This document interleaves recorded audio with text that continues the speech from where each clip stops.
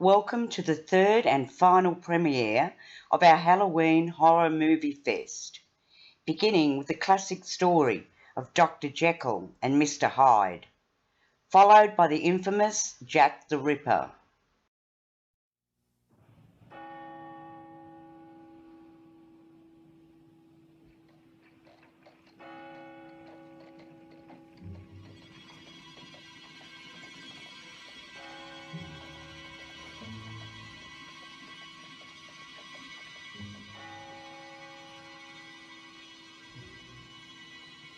It has been said that many men have found their way through the valley of violence to the palace of wisdom. But if all men must learn wisdom tomorrow from violence today, then who can expect there will be a tomorrow?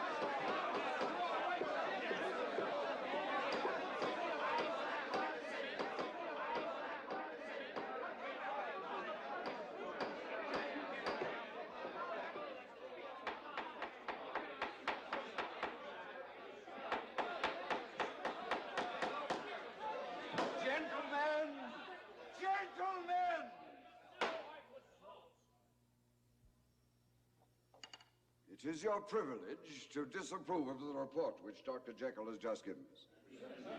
It is not your privilege to turn that disapproval into a scene of disorder and confusion.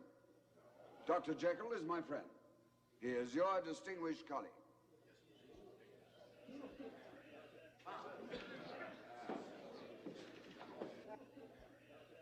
Thank you, gentlemen. The floor is open. Sir John Turnbull. Dr. Jekyll, did I understand you to say that in each man, in each one of us, there is two distinct beings, one good and one evil? Yes, I did refer to the profound and the primitive duality of man. I believe man to be an intellectual and a moral being handicapped by certain primitive passions, instincts of aggression, animal appetites. Yes, and am I to understand that I am half human and half animal?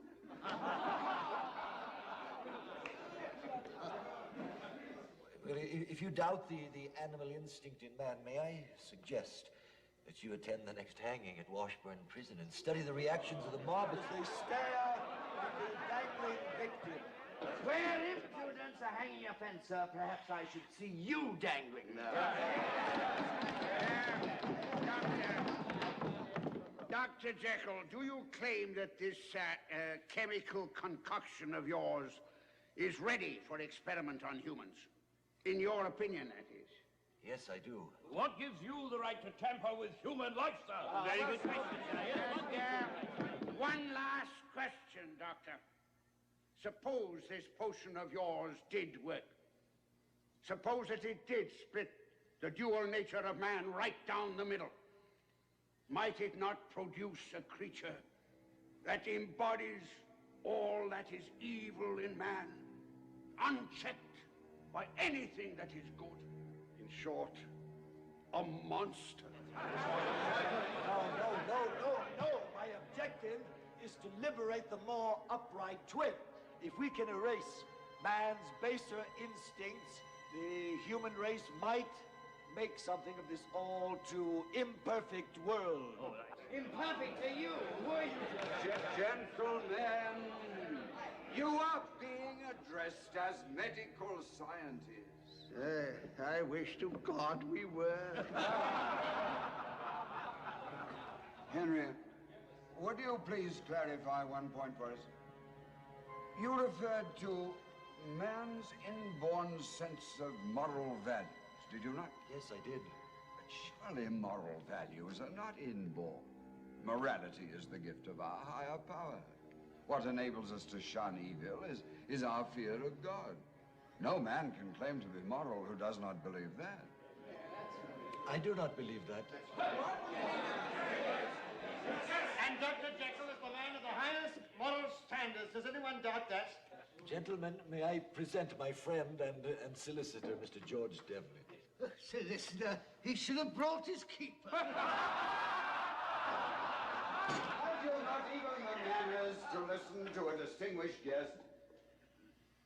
Mr. Devlin. Gentlemen, it is Dr. Jekyll's desire to perform his experiment under controlled conditions and with your endorsement. I have set up an independent fund financed entirely by Dr. Jekyll to pay the complete cost of the research. What he asks of you tonight will cost the Academy nothing. Except our time. Physicians, healers, Wise men. Let me make my position clear.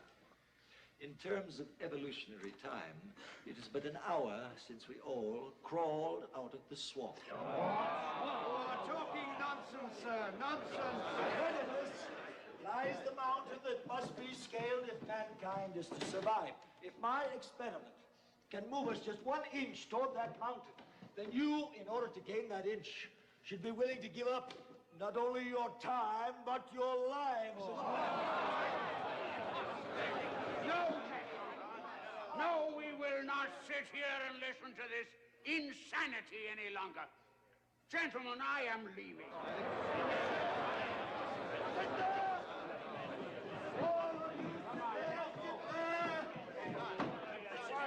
Listen to yourselves.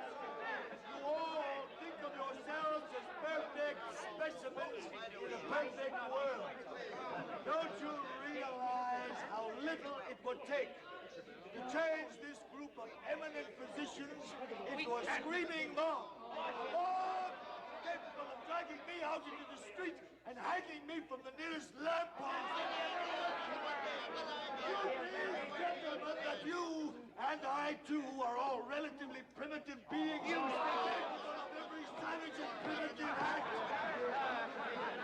Yes, that's right, gentlemen. And even murder.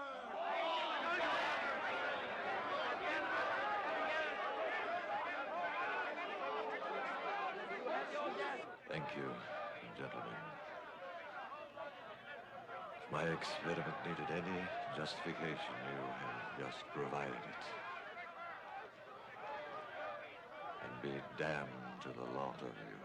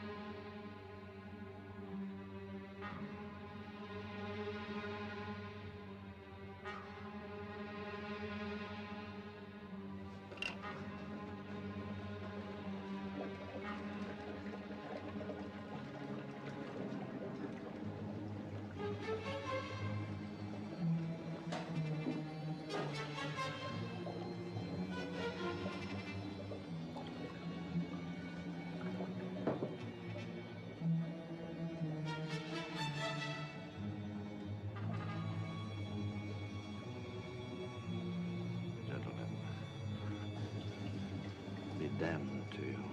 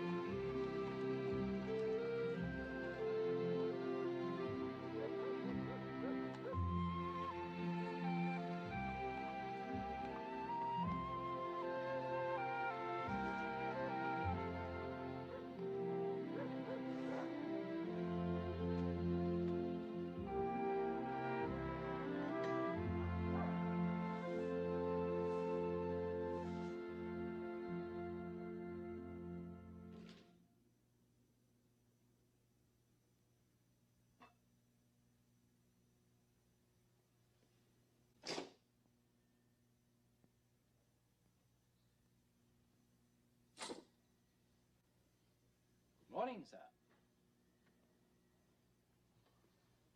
Sir? Nearly 8 o'clock, sir.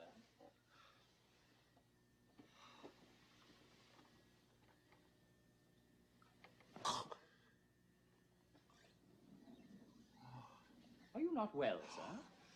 I really don't know. Did I have much wine with dinner last night, Paul? I don't believe you had dinner, sir. I feel like I've only been asleep for just a few minutes. What time did I get to bed? I really couldn't say, sir. You instructed me not to disturb you and went to the laboratory. You were still at work when I retired, sir. Yes. But of course I was working late with an experiment.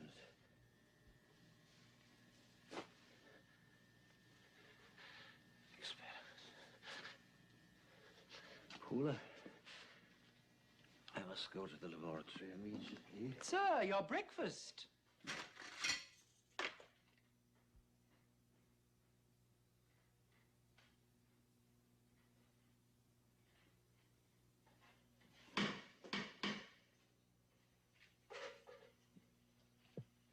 morning, sir.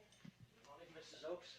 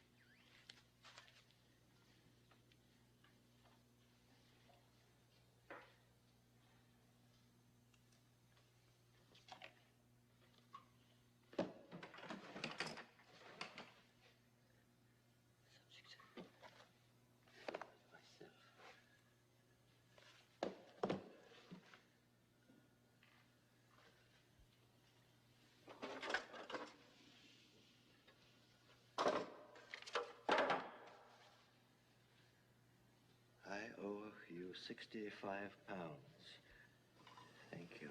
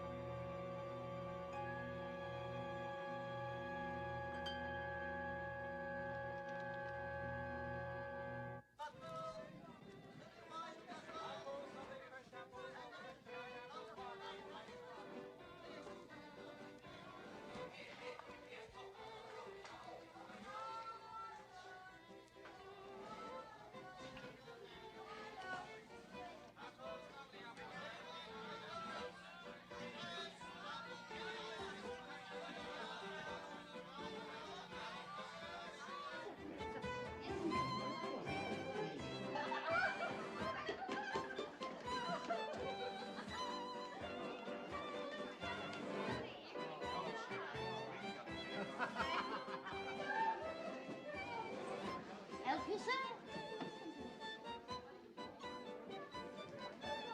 What is it, mister? Love at first sight? I'm sorry, I was staring. Don't you recognize me? Well, I can't say that I do. When was you in last? It was last night, I thought. I don't remember too well. I had too much to drink. Well, we all have a few whacks too many now and then, don't we, eh? Are you sure that... Sure you don't remember me? No, I never saw you before in my life. Look, another gent. That's two swells in a row. Hello, darling. Are you going to buy us some champagne, love? What did you mean, two swells in a row? There was this bloke in last night, dressed as good as you are. Didn't he give us a time, though? Champagne by the case. Pound notes floating around like autumn leaves. He was a treat, Mr. Hyde was. Mr. who? On. Hyde. Right. He must have spent £60 in here last night. Liz, you got a big mouth. You know my rule. No gossip about the customers.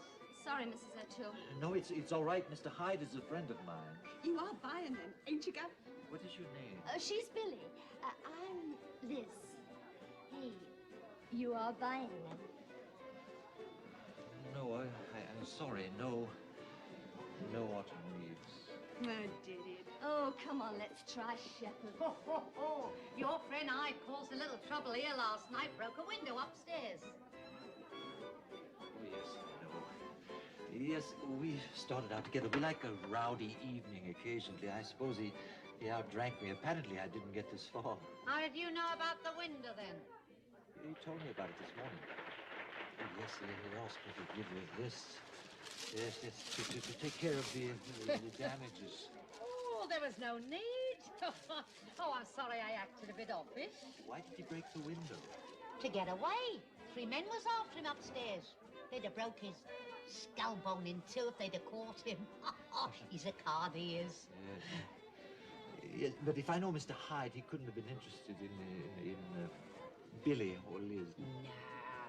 His cup of tea was... Why, here she is now. His cup of tea was Gwyneth. Hey, Gwyn! Yes, Mrs. O'Toole? This here's a friend of Mr. Hyde's. Hello?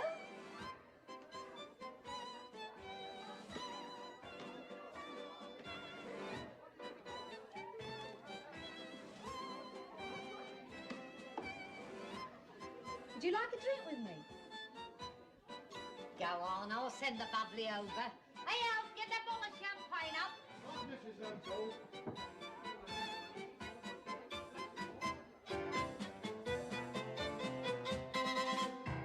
Evening, Mr. Two. Evening, Alf. Pint of half and half. Evening, Mr. Davis. Half and half, right you are, sir. Well, I can hardly believe that you're a friend of Hyde. You're so different from each other. You don't see any resemblance whatsoever? Oh, some sort of family resemblance. Yeah, you might be cousins or something. No, I was talking more about the way you act. You're as different as chalk and cheese. You got to know him pretty well last night, didn't you? Yeah, did I ever? Corey knows how to live, that one does. Do you know, he came in here and just about took charge of this flea pit. He had it right in there, he did, right in the palm of his hands. Oh, has he got energy. Enough for the old sad blooming lot of us. Everyone had fun last night. You too? Me more than anybody. 2 minutes after he came in here, he spotted me. And he carried me, he did, right over here to this very table. Shouted with the waiters to bring her the best champagne in the house. And after the second glass, he had me believing I was the most beautiful woman in the world. Well, not that I think I am, you understand, but he had me believing I was. That isn't too much strain on the credibility. It's not what? Well, sir, half an hour. Oh, blimey, there he is. He's the one that I'd had the trouble with last night. Oh, careful, don't let him see you looking. The one standing over by the bar. After the first show, because I'm a dancer, you see, well, after the first show, Hyde and me starts upstairs, and Garvis there steps in Hyde's way. He fancies me, Garvis does. You should have seen Hyde then. I thought he was going to bite out Garvis's jugular vein. What's upstairs? The private dining rooms. Do you know how much Hyde bribed Mrs. O'Toole says I wouldn't have to come down for the second show? £5. She'd like to have a nice dinner. Quiet. I really have to be going anyway. Oh, no, please don't go. I really do. Oh,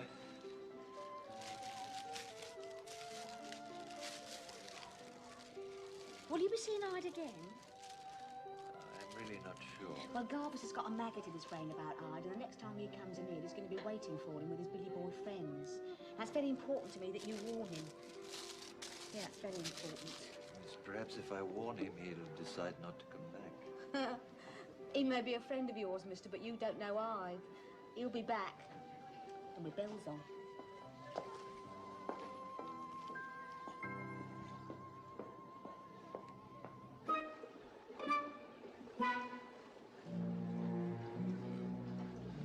Completely pure. Many times filtered. Do you realize, Doctor, this is the 4th variation of the ergo synthesis I've made? And all in 2 weeks. Yes, you worked hard and brilliantly. I'm most appreciative.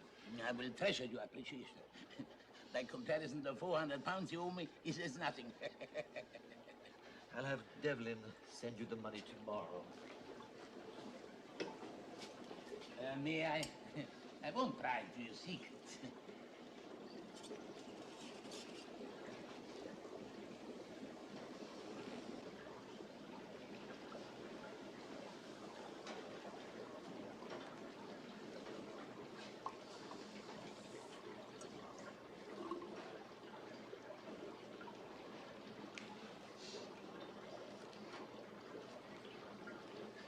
the new distillation will be ready by morning. Striker! Just a little glance, Doctor. Only because I worry for your safety. Dr. Jekyll, sir? Yes, coming. Perhaps this time you won't suffer amnesia. It could be you suffer something worse. I warned you once before. This stuff is no help. You were trying, and you know it. Your word means nothing. Lying is a disease of old age. In my case, I call it young. Dr. Jekyll, sir? Yes, coming.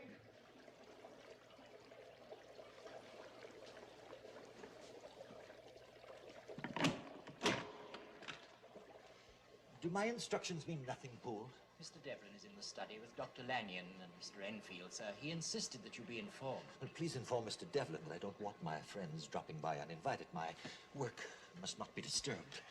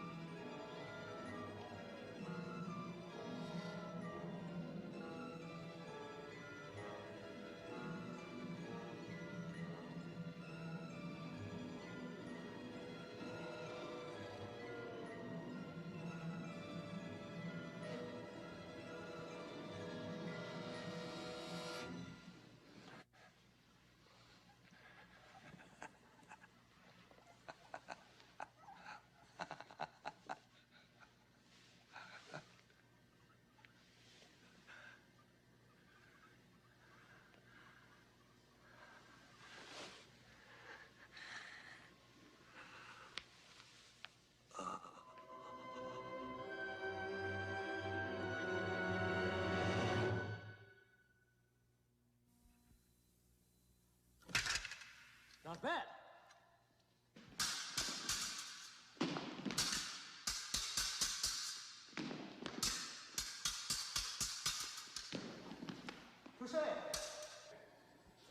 It won't take long to put you back in form. If you care enough to make the effort. Oh, I care, Maestro. I care!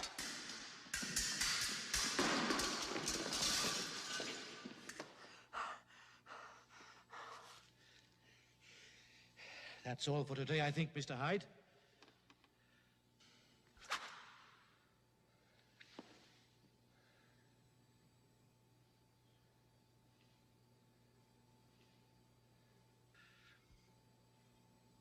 Mr. Hyde, sir, for you.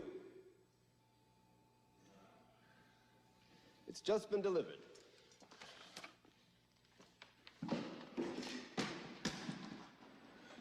Yes. Imported from France. The ones they make here are little more than toys.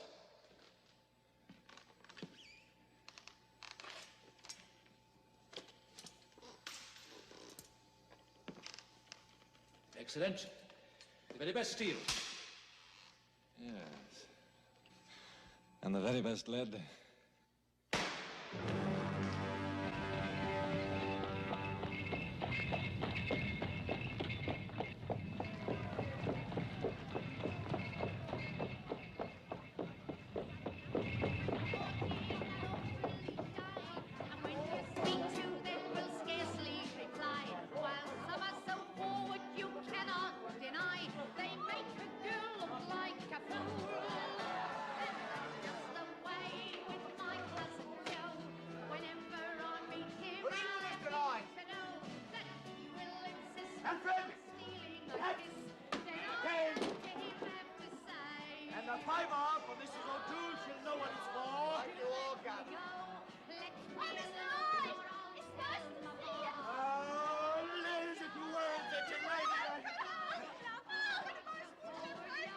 Birds of the night tonight, you can have ambrosia.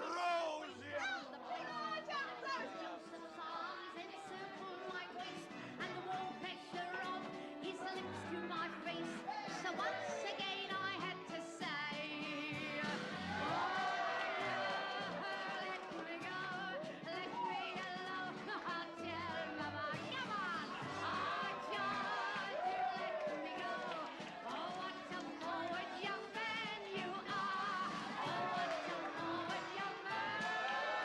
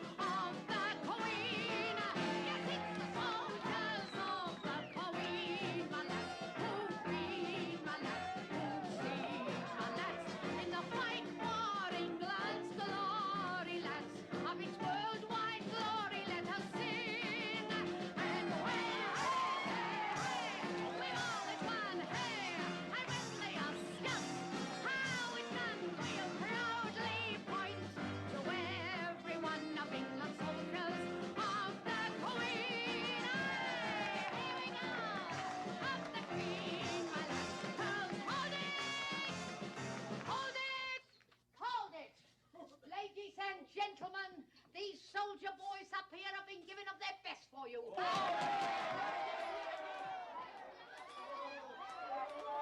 little pint would go down very well if you'd like to throw your money up.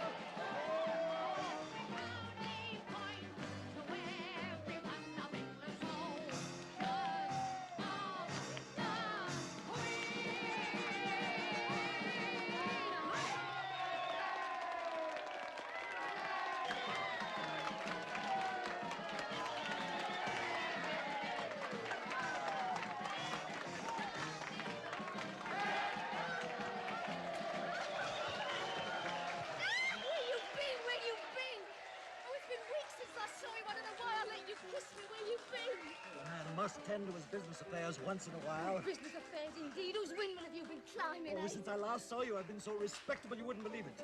You... You haven't been off chasing. Oh, no, I swear it. All right, but if you're ever faithful to me again, I don't want to hear about it.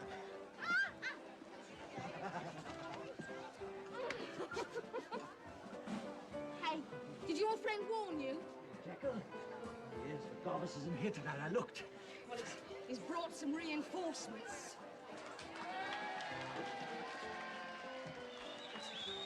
Lovely. Yes, it is lovely. Look, why don't you give Mrs. O'Toole another £5 bribe? Already done. You and all right, let's get out of this flea pit. Take me to dinner somewhere nice. No, I'm taking you to dinner upstairs. No, take me to dinner somewhere nice. Upstairs! No!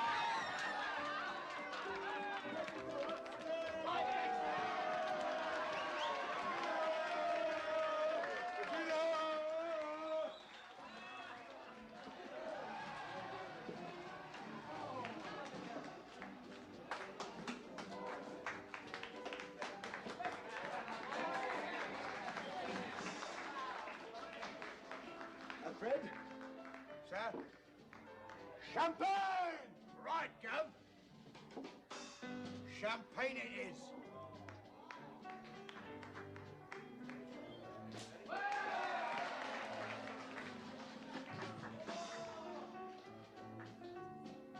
lady.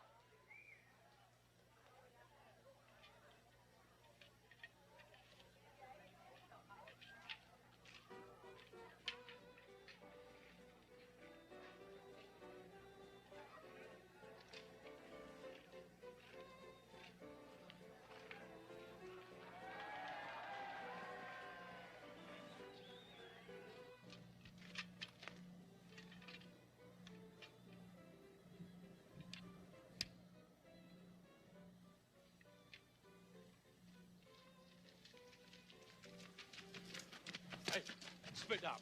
Harry, you cut him off at Dean's Passage. We'll get to Lyle Street.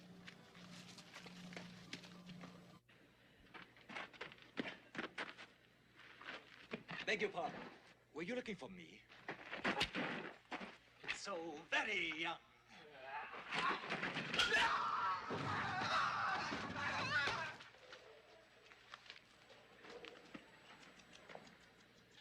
Is your friend all right?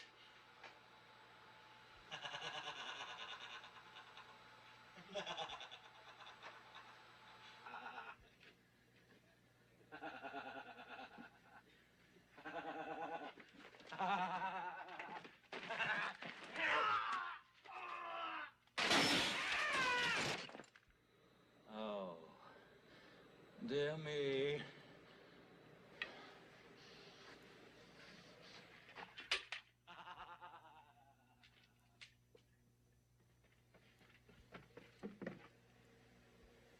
Oh, an accident.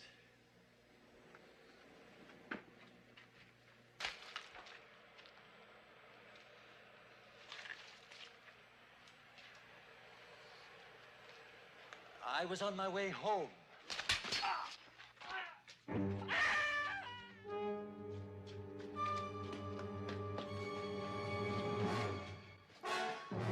No! Help! No, don't, Mike, please. No, don't, sir. Please. I'll never. I swear. I won't never. I swear. Tell you what you'll never. You'll never go to the windmill again. You'll never bother Gwyneth again. And you'll never show your face where I shall ever have to look at you again. I swear.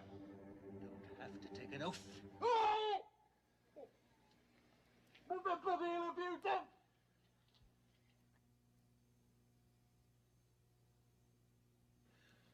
I just made sure you'd keep your word. I don't think you'll want to show your face in public again. Now with your nose slit.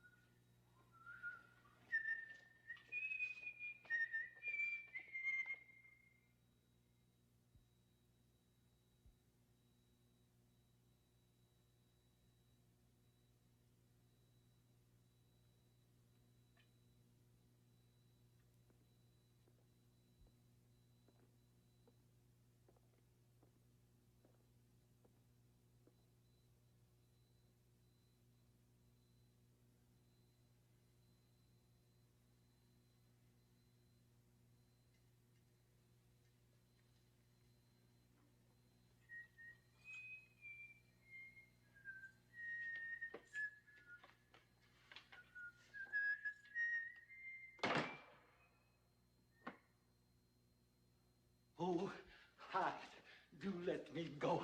You're such a devil, and I love you so. Oh, Hyde, do let me go. You're such a devil, and I love you so. Oh, lady, you are exquisite.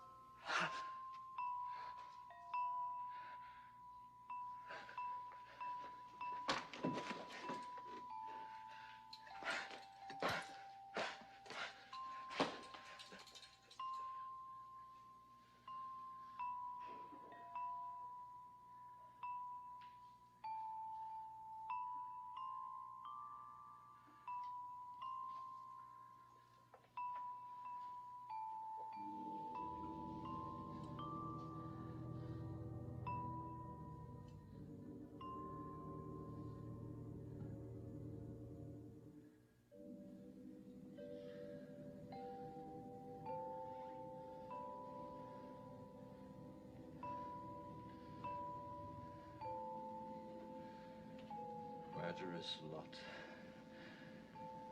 They deserved it.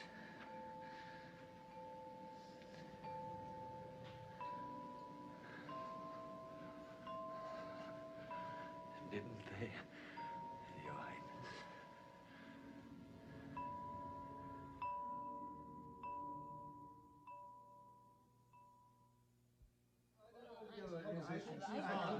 Of course, I'm against violence, but the aggressive instinct of itself is an admirable quality in man. Admirable? And essential. Without it, the laws of natural selection could not work. Without the aggressive man, any society yet conceived would stagnate. Well, you've certainly changed. 5 months ago, when you addressed the Academy, you referred to aggression as a primitive and undesirable instinct. They took your report too lightly. I, on the other hand, was profoundly affected by it. You see, I know your capabilities. I was afraid you might succeed. Thank you. I think I will succeed. Not bothering to reckon where it leads, or if God wills it. When I see a ray of light, I move towards it. Lanyon, unlike you, would rather stand fumbling in the darkness. Well, you're even going about saying that private experimentations are dangerous. I merely said that the private development of any new drug was dangerous. It can get into the hands of young people and do them irreparable damage. Yes, gentlemen, I neglected to inform you that I'm about to open up a series of dens for the young where they can drug themselves at a shilling a head. Really, Jekyll, your conversation lately has become so extreme, I find it difficult to listen to. And perhaps these monthly dinners have become more a tradition than a pleasure and should be discontinued. Couldn't you two stop goading each other? That's right. Talk about something pleasant, like women. Why choose another subject about which Lanyon is ignorant? And on which you are expert.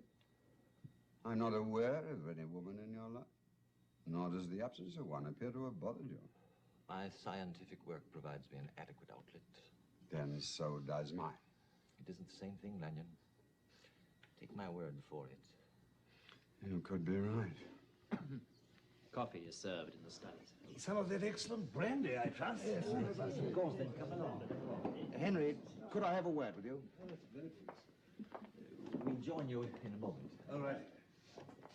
Ah, there we are.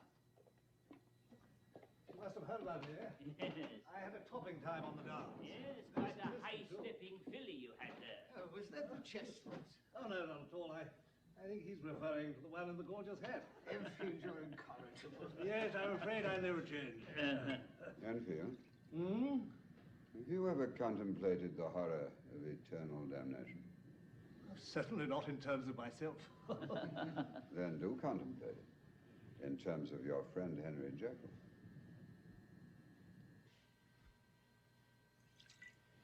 Well, George? Henry, it's about this fellow Hyde. I've been hearing some shocking things. From whom? Well, from various sources, including the police. There's a Sergeant Grimes. He visited me yesterday. He's been making inquiries into Hyde's bank account. Well, naturally, the bank referred him to me. What does Hyde's bank account have to do with the police? Well, they regard him as a potentially dangerous character. They want to know where his money comes from, and indeed where he comes from. I think it's an outrage. An Englishman's bank account is his own affair. Well, that's what I told Grimes. But, Henry, don't you see it's only a question of time before Hyde is arrested? What has he done that the police find so interesting? Well, for one thing, he keeps a doxy in a house in Greece. Oh, really, No, but it's the excesses he's indulged in. And Grimes summed it up. He described Hyde as a one-man orgy. His private life isn't my concern. But you finance it. But you realize how much money I've put into his account on your instructions? I've transferred... Yes, I know, George. I know, and it's been worth it. Henry, does Hyde have some kind of hold over you? You think he's blackmailing me? Yes, I do. Look, Henry, nothing you might have done in the past can change my regard for you. Just tell me the facts, and I'll help you. I swear I will. Even if I have to break his neck. I'm not in his power, George. He's in mine. But the money you've been giving him. Paying him. He's been working for me, the subject of my experiments, my guinea pig. Believe me, George, he has no hold on me. If I ever want to get rid of Mr. Hyde, I can do it.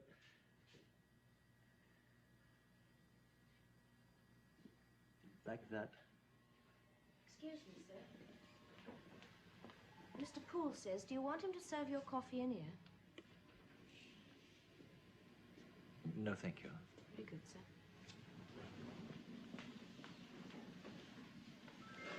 Make my apologies to the others. I'm going to the laboratory. Oh, but Henry! I mean, after all, what shall I tell Lanyon and the others? Tell Lanyon the truth that I think he's an absolute idiot. And tell the others that I never want to be in the same room again with them. They bore me to the point that the very walls seem to be closing in on me.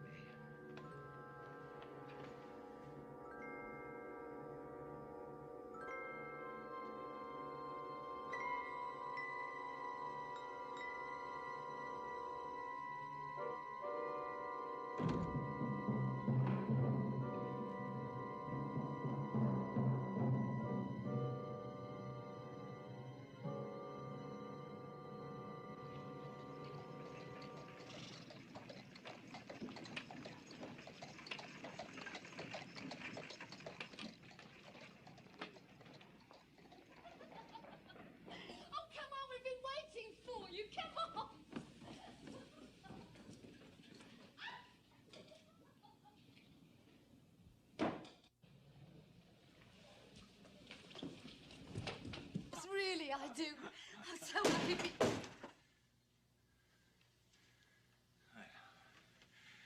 What kind establishment is this I pay for? A tavern? A flophouse? A seaman's rest? No, Hyde, you don't understand. What do you do, you little slut? Comb the docks. Craig, you don't know what Hand you're out saying. cards, 14 Greek Street, free beer, free board. Shut up, I'm Now, warning wait you. a minute, mister. Who is this Gwyn? Do you want me to throw him out? Warn your sailor boy, my love. Tell him what's going to happen to him. You tell me, mister.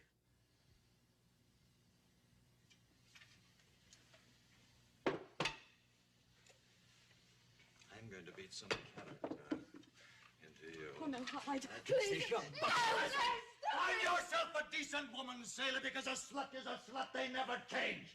Know where I found this one? At the windmill. Yes, the windmill at finishing school. No, he's engaged to Liz. He's engaged to Liz. Look. There she is.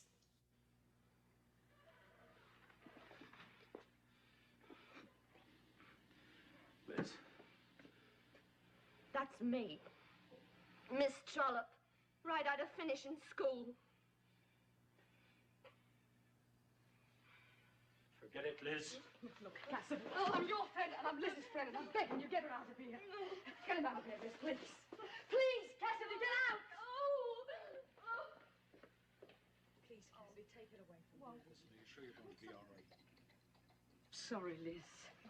I'm sorry, Cassidy. Take care of her. Come on, love.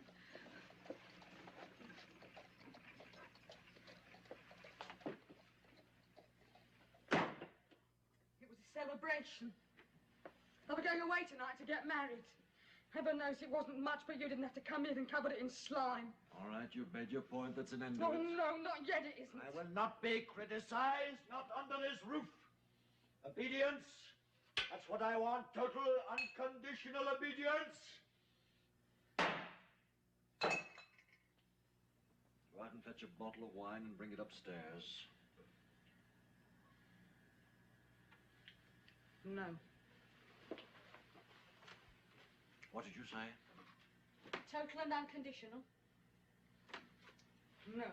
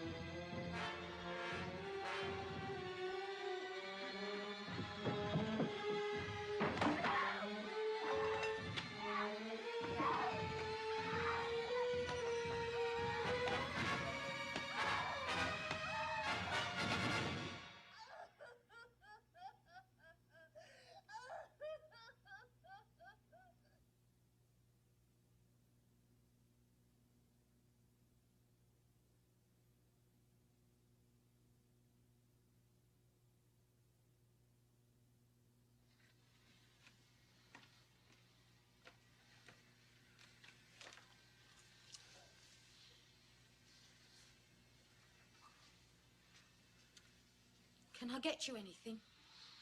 I'm going out. There's plenty of good drinking time left. Do you want me to come with you? Of course I want you to come with me, darling. Now go upstairs and get dressed. I'm a little tired. Oh, all right, all right. What makes you think I'd go out with a battered-looking baggage like you?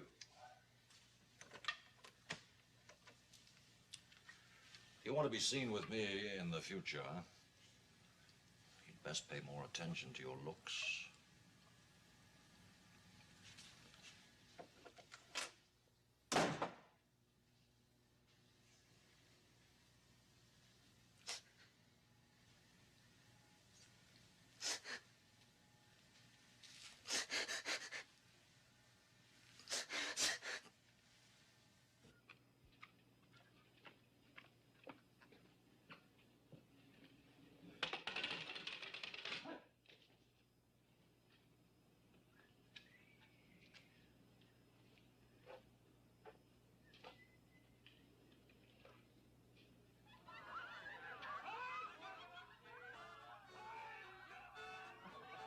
Oh,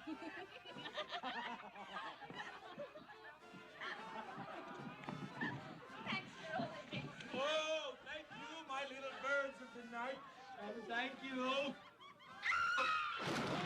my darling, you slipped. Jekyll! Drink will be the death of you yet. Kevin!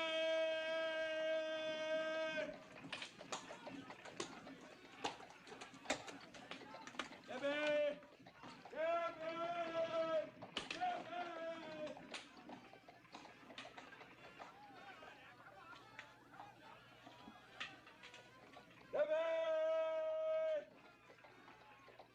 Kevin! Kevin! Hey! Who do you think you are, Dick Turpin? I'll take a whip to you! Cabby! What is it, cabby? Drive on. Do as I say if you want to live through the night. Last stop, everybody out. Oh, don't be ridiculous, sir. Kindly close that door. I said out. What the devil do you think you're doing, sir? Bless my soul. If it isn't the very eminent physician, Dr. Lanyon. I'm one of your most fervent admirers, Doctor. Are you indeed, sir? Then perhaps you'd have the kindness to explain your conduct. Isn't it perfectly obvious I'm hailing a cab? My dear sir.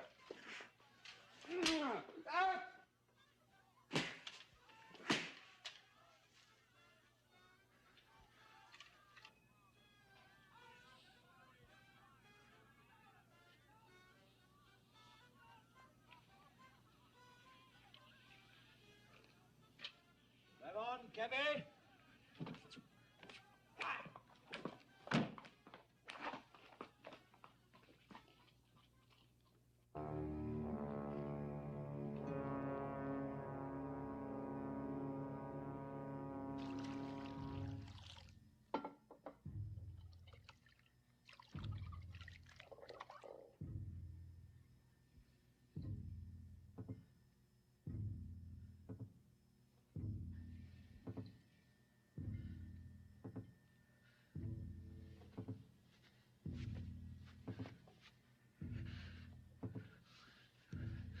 What's your excuse this time? None. That's the answer. None. None. None.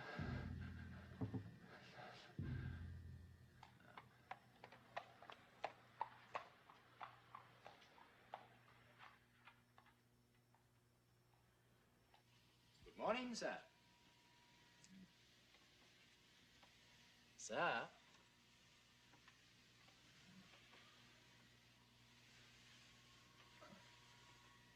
It's a beautiful morning, sir. Sir? That will be all, Paul. I am going to sleep late. Sergeant Grimes of the Metropolitan Police is at the front door, sir. Tell him I'll be down presently. Very good, sir.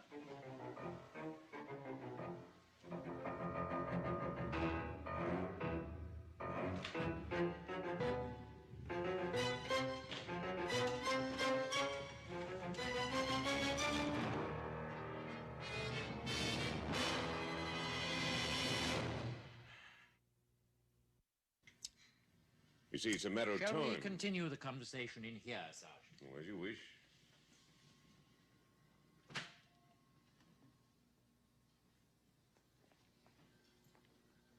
Who else besides Dr. Jekyll has a key to the laboratory door, the one that leads into the muse? Well, there is one other key. It belongs to a gentleman employed by Dr. Jekyll. Well, this man who works for him, would that be Edward Hyde? Yes. What sort of a bloke is he? I couldn't say, Sergeant. After all, Mr. Hyde never dines with Dr. Jekyll. Not necessarily to dine with him. I just thought you might have heard him discussing it with other friends of his. No, never, Sergeant. However, the doctor has a very high reputation for his work, and I'm sure that anybody else in his system...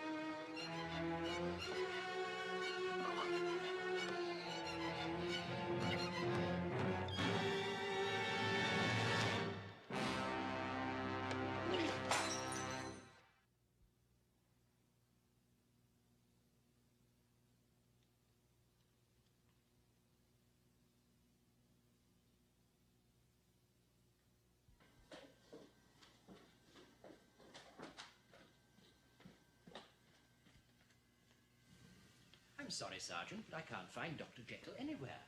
Perhaps you could come back later. It's all right, Poole. Sorry to keep you waiting. There was something I had to check in my laboratory. Poole, send a message to Mr. Devlin's. Ask him to lunch with me today. Very good, sir. Can I help you? Have you seen the morning paper, sir? No, not yet.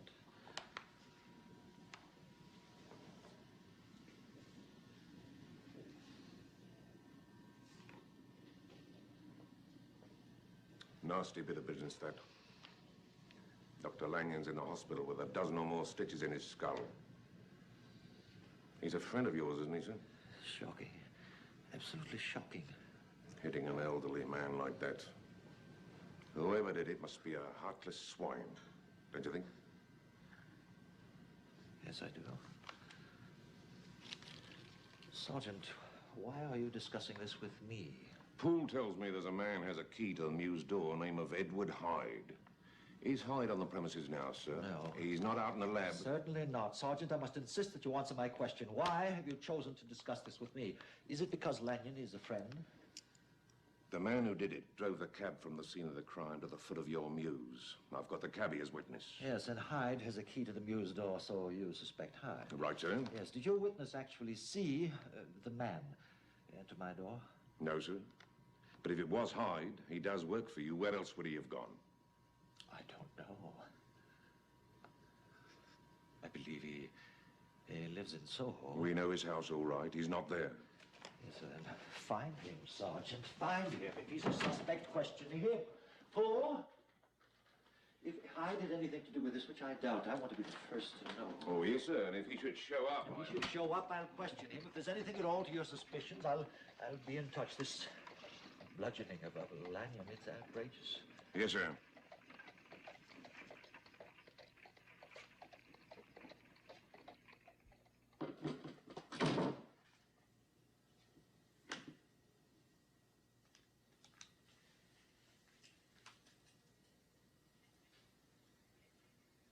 Make out a new will in favor of Edward Hyde. That is my request. Oh, now, Henry, it's insane.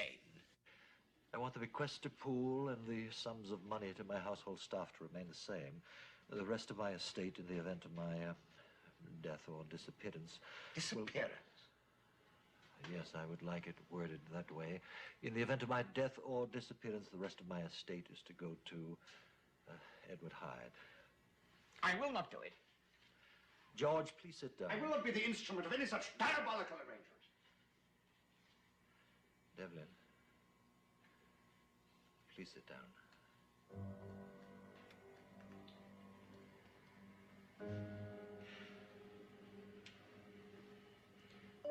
As a scientist, I have a duty to explore the explorable and to respect the rest, that which lies beyond my limitations. My scientific explorations have taken me into areas which I don't fully understand, and which you don't understand at all. I'm asking you to respect that which to you is inexplorable.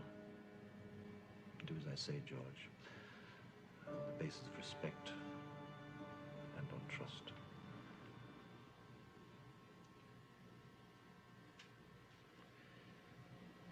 Oh, very well.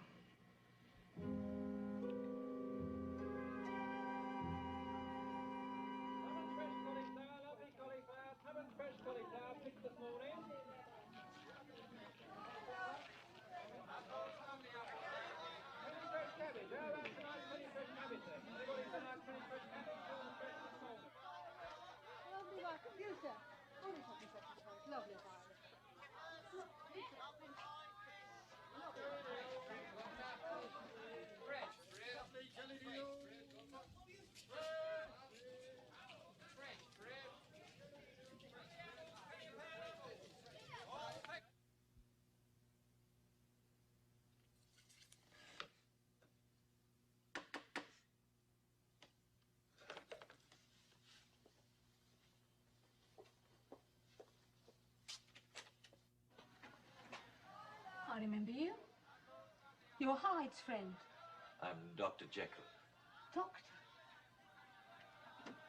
Come in. Thank you. Did Hyde send you? I'm here at his request. He's about the bitter end, he is. Beats me up, smashes me half to death, and then sends a doctor round to patch me up. Well, that's bloody good of him. I'm not here for that reason. What you brought your black bag for, then, in case someone saw you coming to my humble home? Is that it? Hyde's gone away, Miss Thomas. Gone away? He'll be back.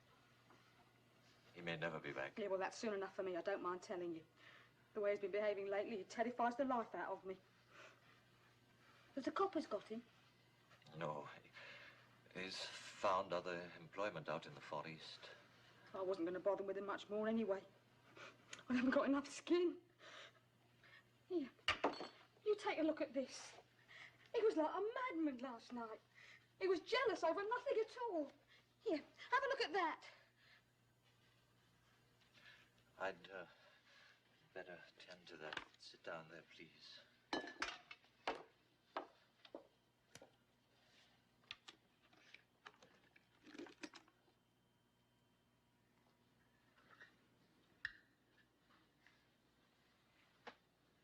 Oh. Sorry. Oh, that's better.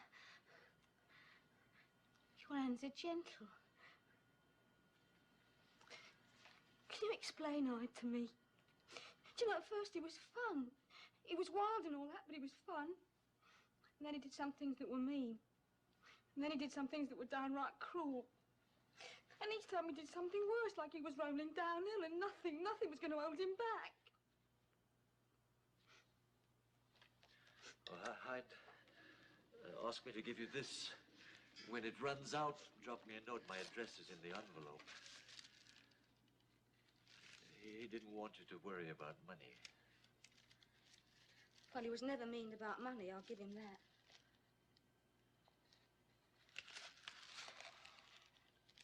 You still shy, Doctor?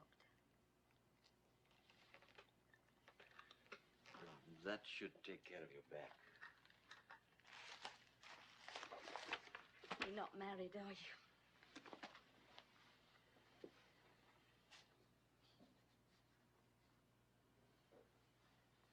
Doctor,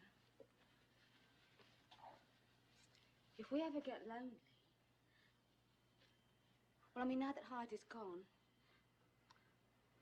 well, perhaps you'd like to come over and have dinner with me one night.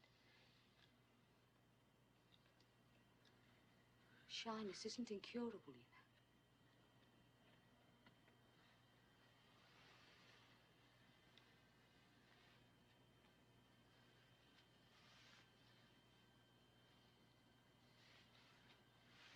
Would you like a drink? No, thank you. I have to go now. I've got some whiskey. No, thank you.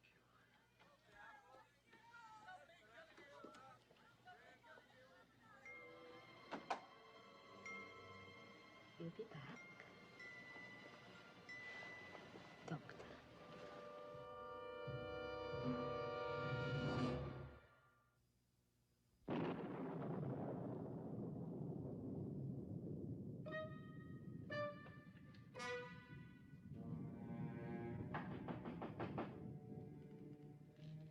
Who is it? Stryker? What do you want? I can't see you anyway. I'm very busy. If you're so busy, Doctor, then perhaps I could talk to Mr. Hyde. Hyde? How do you know Miss...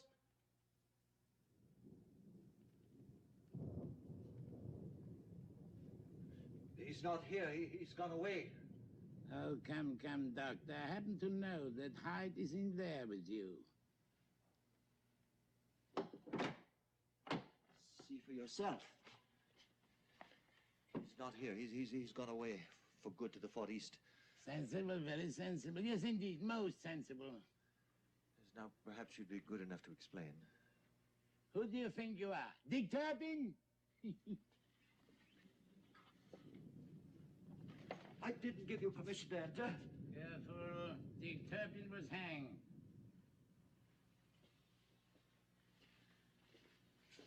I've been following your comings and goings for months. Mr. Hyde?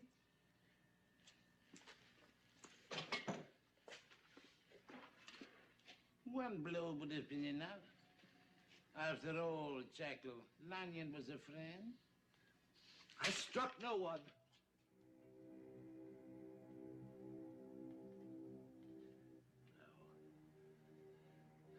Perhaps you'd be good enough to explain.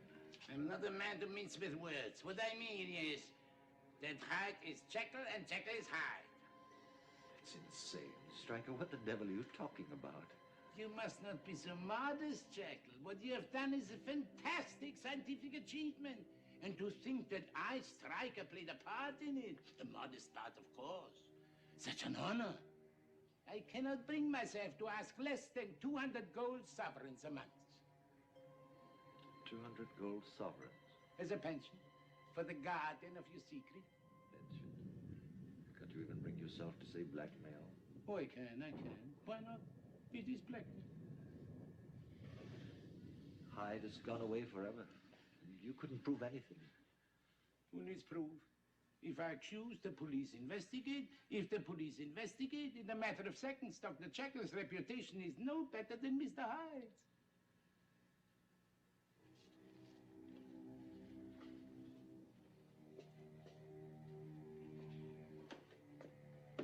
At my shop before noon tomorrow.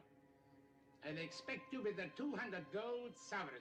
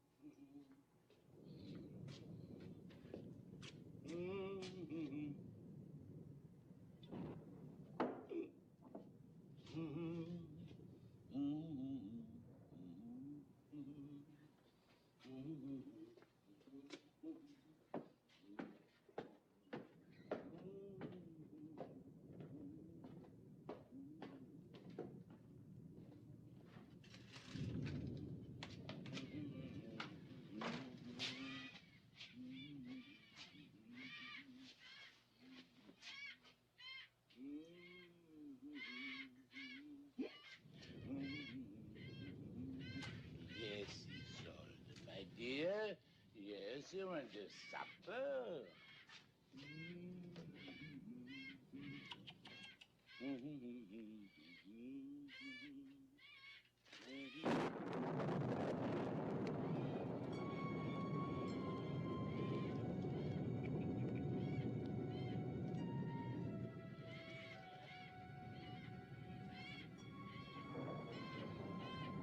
You wanted to meet Mr. Hyde, eh?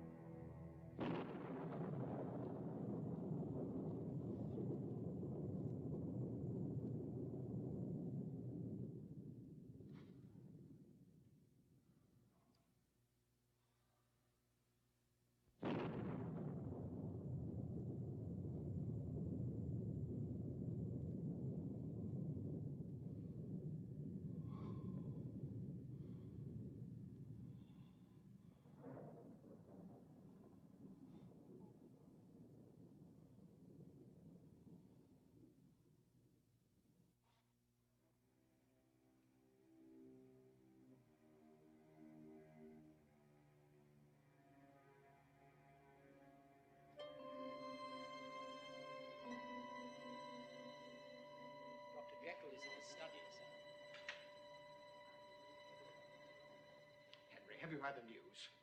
It was absolutely bestial. The police told me he'd been run through and through with a sword blade. It's been a terrible shock. Devlin Stryker was more than an ordinary chemist. We had worked out scientific problems together. He was like a colleague, a friend. What did the police say? Well, there's no question but that Hyde did it. Half of Soho was witness to it. Two of them even knew Hyde by sight. Yes, when he was accused of having attacked Lanyon, I told the sergeant to go out and find him. If he had done what I told him, Stryker would be alive. Well, it's lucky you were so forthright. I was able to stop them issuing a writ.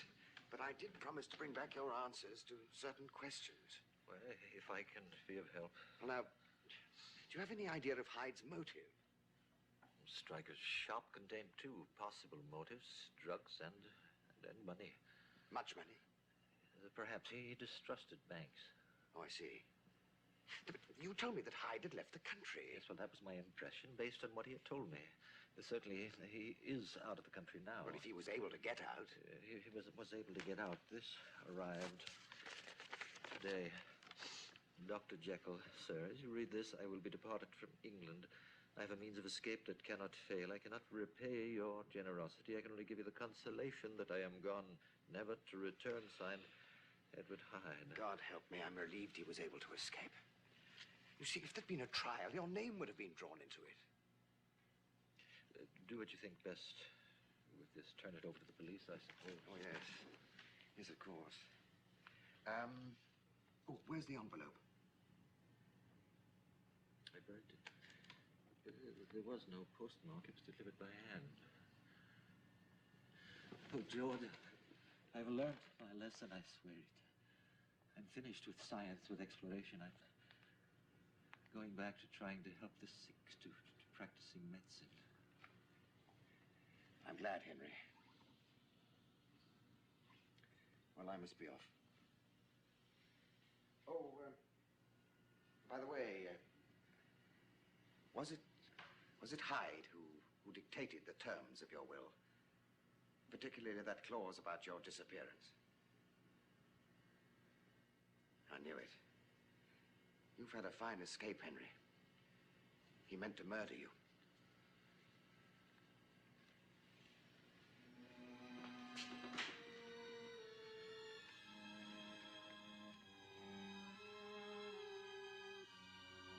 Well, thank you, Paul. Oh, by the way, I forgot to ask Dr. Jekyll. There was a letter delivered today by hand. What did the messenger look like? There was nothing delivered today, sir. Except by the post. And only circulars by that. Thank you, Paul. Thank you, sir.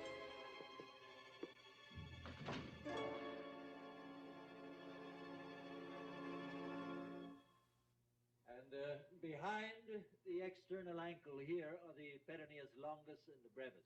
Now, observe here on the dorsum of the foot, in the case of a thin man, such as our somewhat insubstantial friend here. Yes, you can actually see the musculocutaneous nerve through the skin. Now, these two tendons are the flexor longus and the... Oh, yes, well, I am sorry, but that will be all for today, gentlemen. Thank you.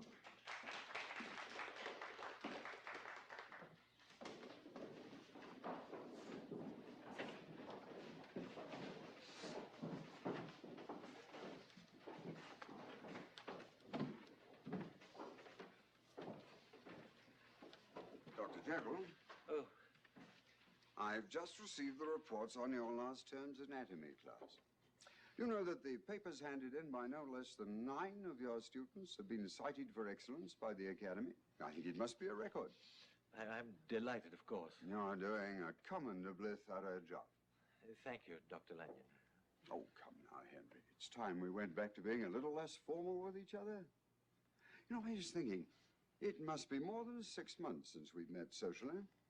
I'd like to suggest dinner tonight. Oh, yes, of course. Oh, no.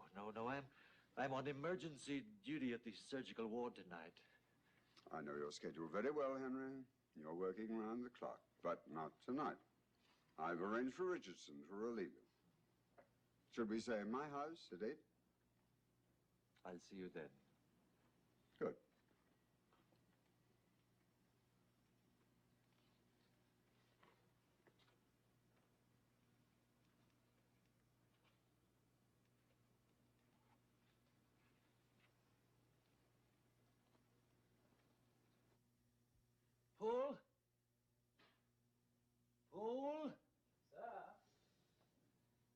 I can't do anything with this stall.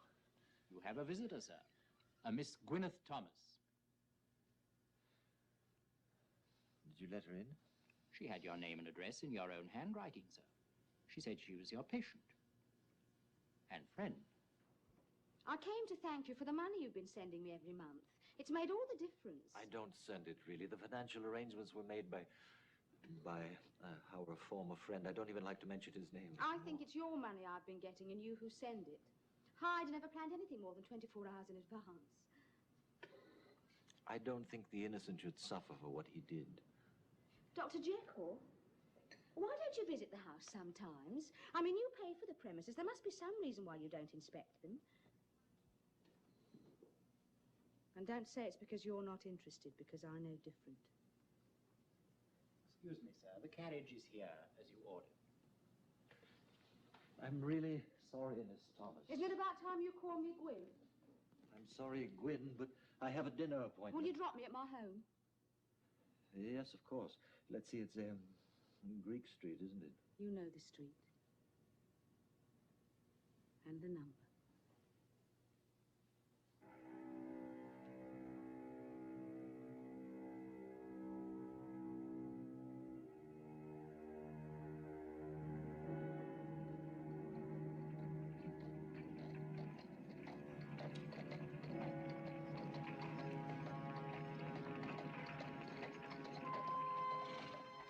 Remember the day you came round and patched up my back?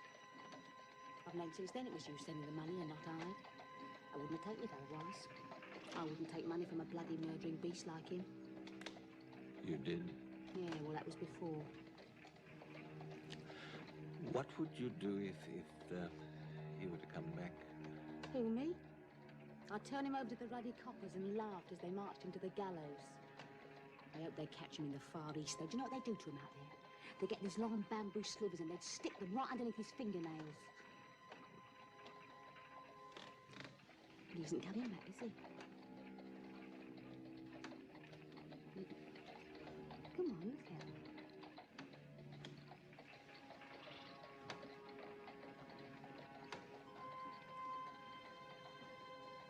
Shyness can be cured, you know. As a matter of fact, it's easy.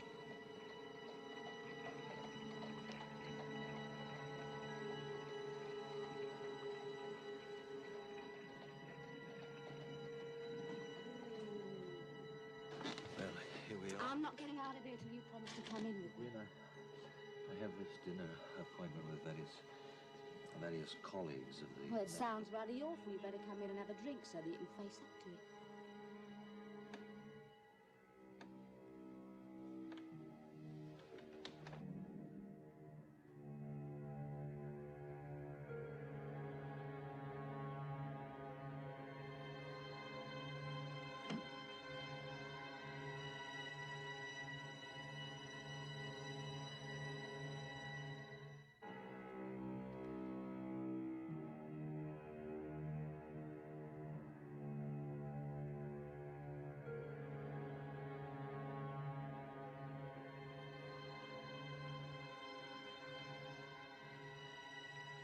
What does it feel like?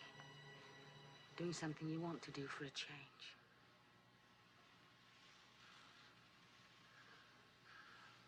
I'll never be able to put that together again. You're not going to need to.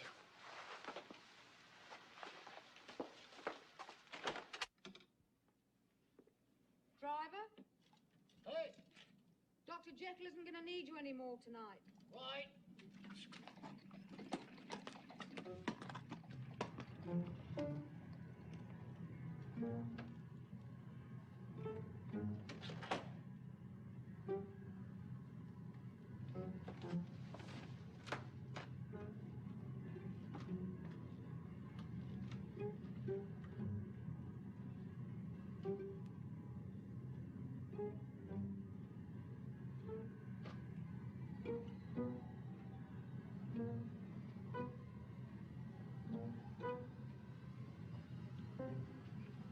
Come on up.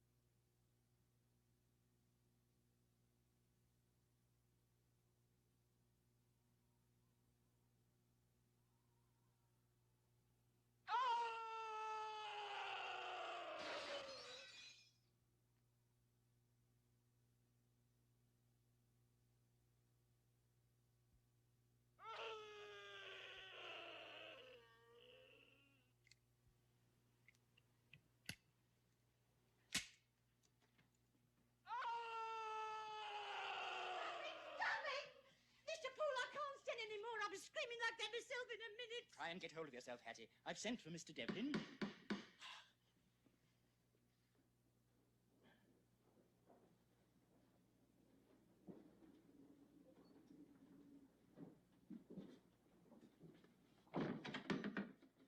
Evening, Paul. Evening, sir.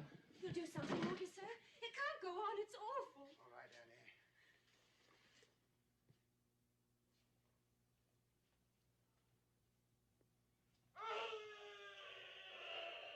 Started late last night, sir, but it's much worse now. Do you mean to say you've been listening to that without going to your master to find out what's happened? Can't be the master, sir. It's not even human. Come with me, Paul.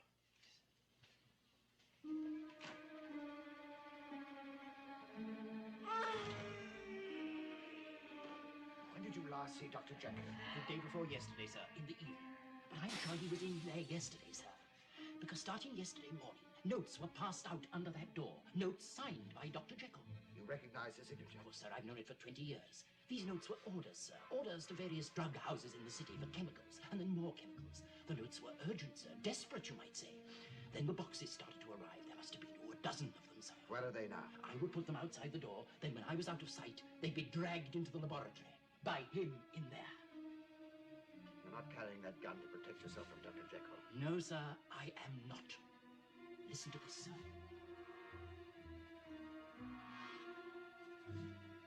Dr. Jekyll? There's someone here to see you, sir. It's Mr.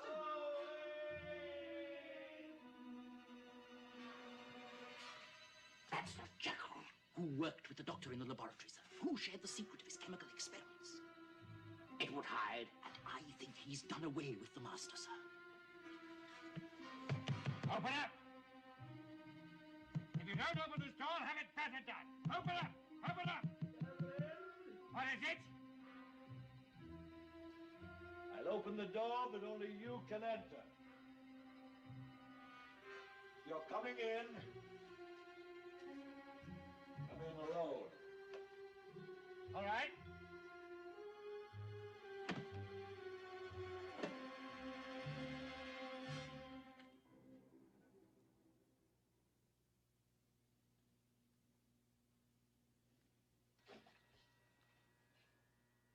Brother Bolt.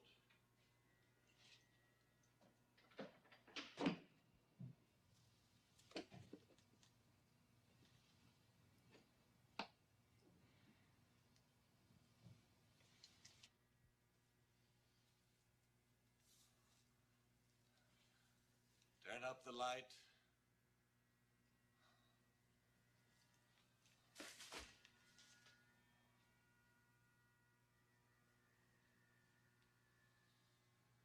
That's bright enough.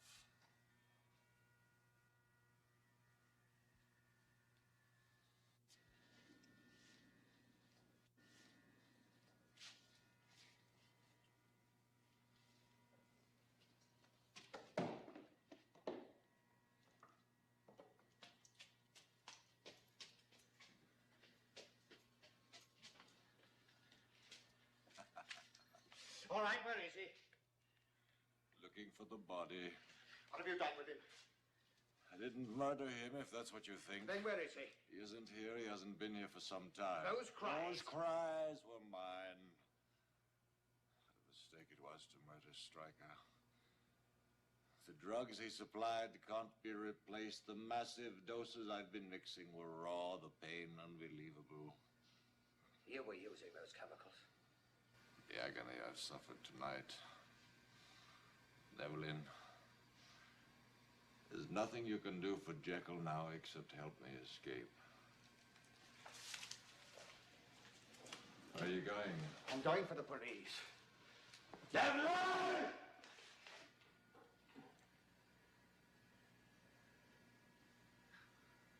All right. I'll show you, Jekyll, if that's what you want.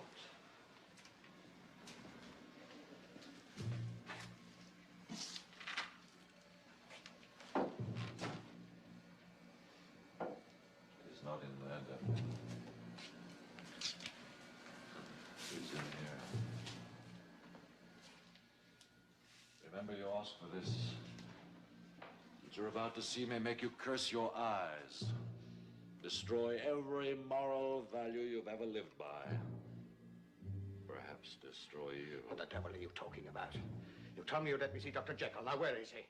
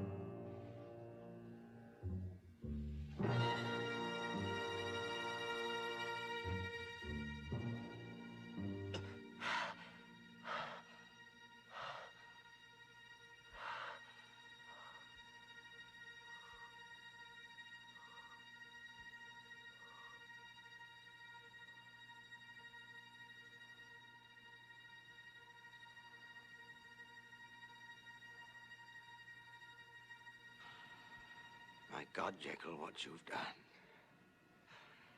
It's satanic. They said you might create a monster.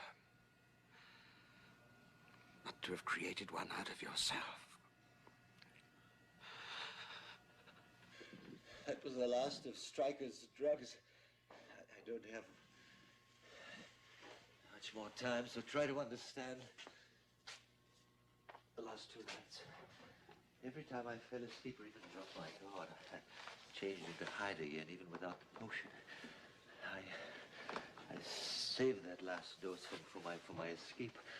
That's why I need your help now.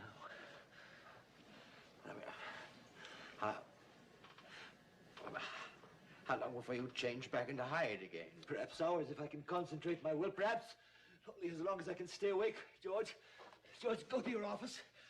Get my passport and all the money that you've got in your safe. You said yourself this thing is out of control. I mean, I've been helping Hyde get away. Yes, of course, so he can work on the formula. But would he? Yes!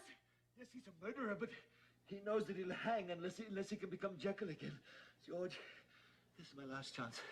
If you don't act now, this is the last time you'll ever see me again. It's the end of Henry Jekyll. Now, wait a minute. I must understand completely what I've been doing. I mean, Henry, why did Hyde murder? It was pure, aggressive instinct, no checks or balances. It was inevitable, as you said, that he should become a monster. If you knew that, why didn't you get rid of him? I tried, George, but it was too late. Oh, you used Hyde, didn't you? To do all the things that you wouldn't or couldn't do. George, we can't waste any more time. Last night, Hyde murdered again. A little girl in Soho. Well, the police may have discovered her body by now. They might come here looking for Hyde. Please get me my passport and every shilling you can lay your hands on. Thomas. Yes. Yes, the little idiot came here calling on me. I left with her in my carriage to drop her in Greek Street. But you didn't drop her in Greek Street, did you? No, I went inside for just one drink. But But I didn't kill her, for God's sake! Hyde did! Yes, but you! Jekyll, you took her into the house! Yes, but Hyde killed her! I told you this thing was out of control. I didn't want to kill her. But what does it matter? She was just a little trollop. George, you're my oldest friend. Help me.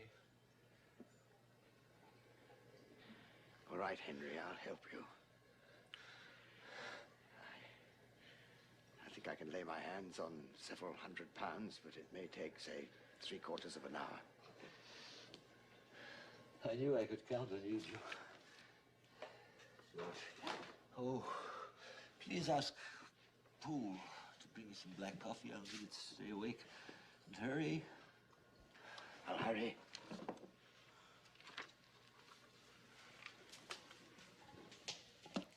George! If the police should come, or if I should have to leave for any reason, we should have an emergency meeting place.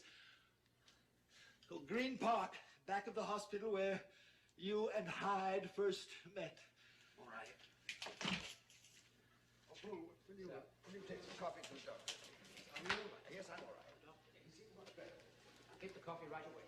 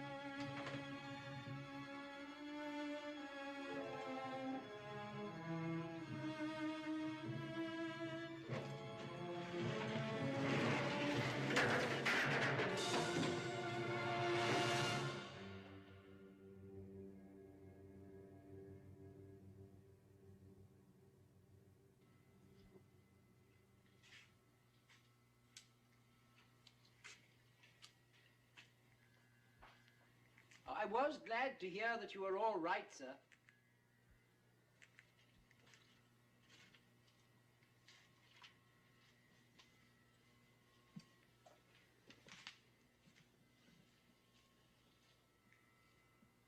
Dr. Jekyll?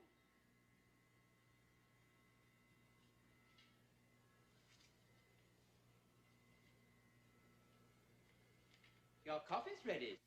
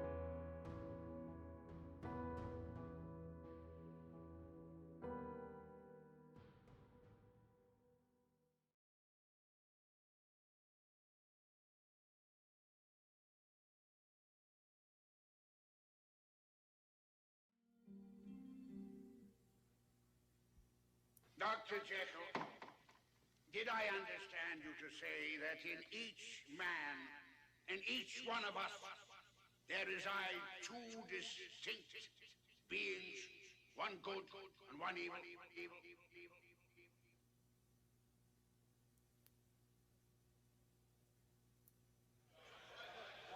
No. My objective is to liberate the more upright twin. If we can erase man's baser instincts, the human race might make something of this all too imperfect world.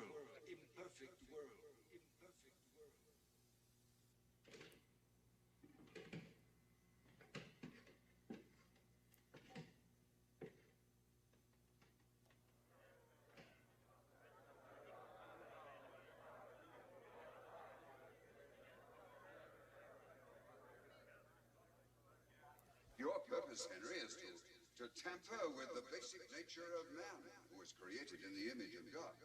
What gives you the right to tamper with human life, sir? Solicitor, he should have brought his keeper.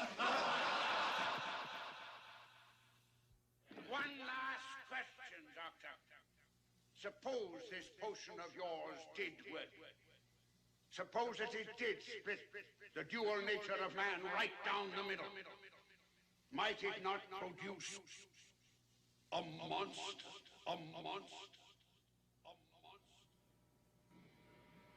Are you a betting man, Devlin?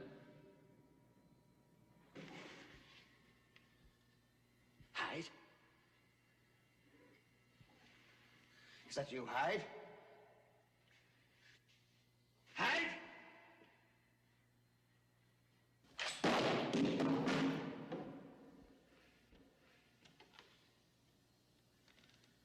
Half a crown. And you don't leave this hospital alive.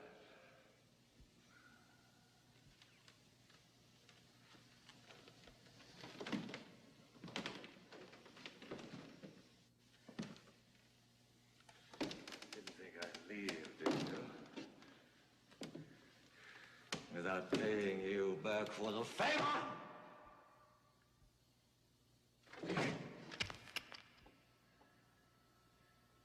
You kill me,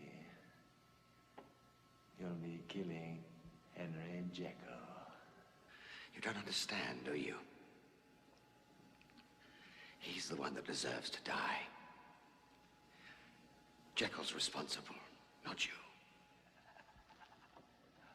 Well, George, in that case, I should be free to leave.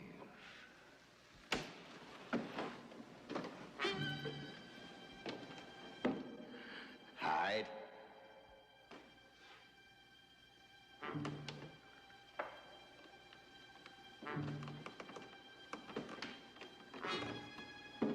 Hyde.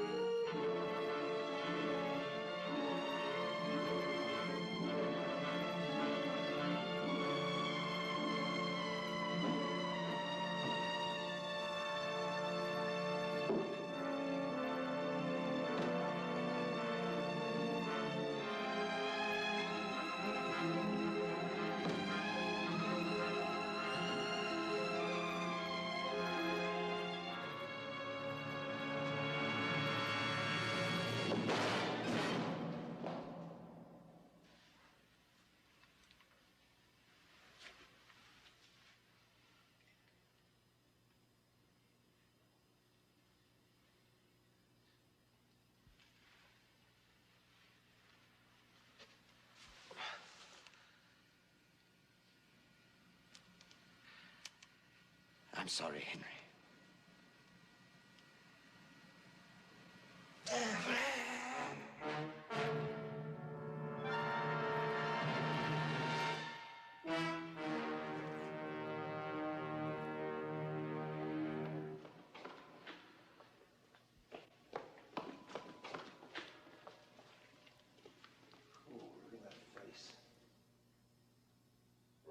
him up.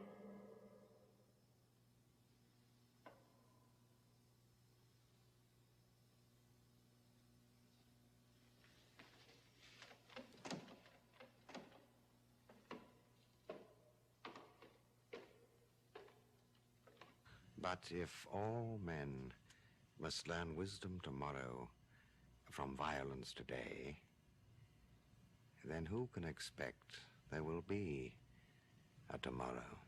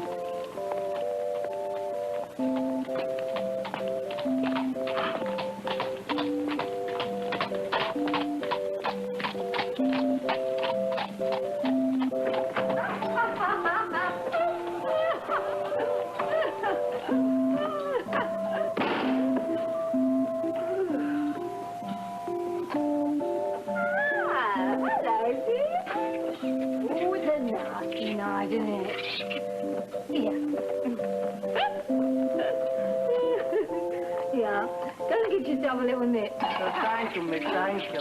Same for you, trim.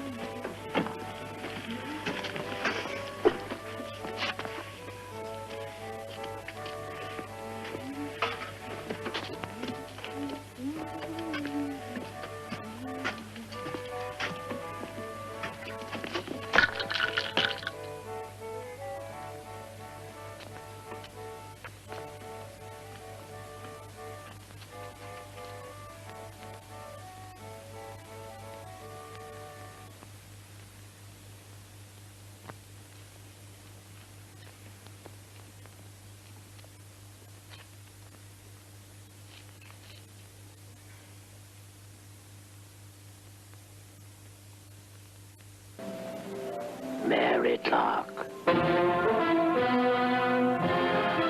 Are you Mary Clark? Where can I find Mary Clark?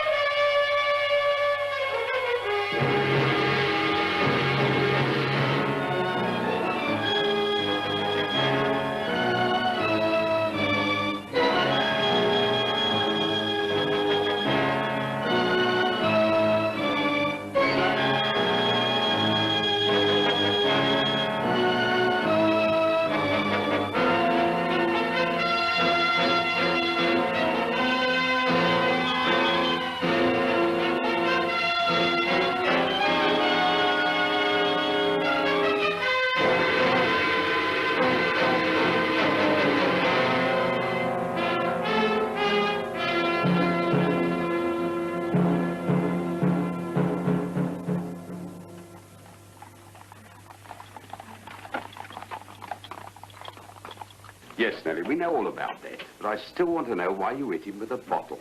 Like I said, he insulted me. Come, Nellie, you've been insulted before. That's hardly the point, officer. Anyway, he wouldn't pay me what he owed me. Ah, that's better. Now we're getting nearer the facts. He insulted me. Oh, good evening, sir. This is Inspector O'Neill. Yes, sir. Shall I tell you... Oh, it's the top. That, Nellie, was the Assistant Commissioner from Scotland Yard. Not that it's any of your business. It is, if he's come to put a rocket under your fat backside. Another of them ripper jobs last night. Or hadn't you heard about it? You've had all the extra men you've asked for.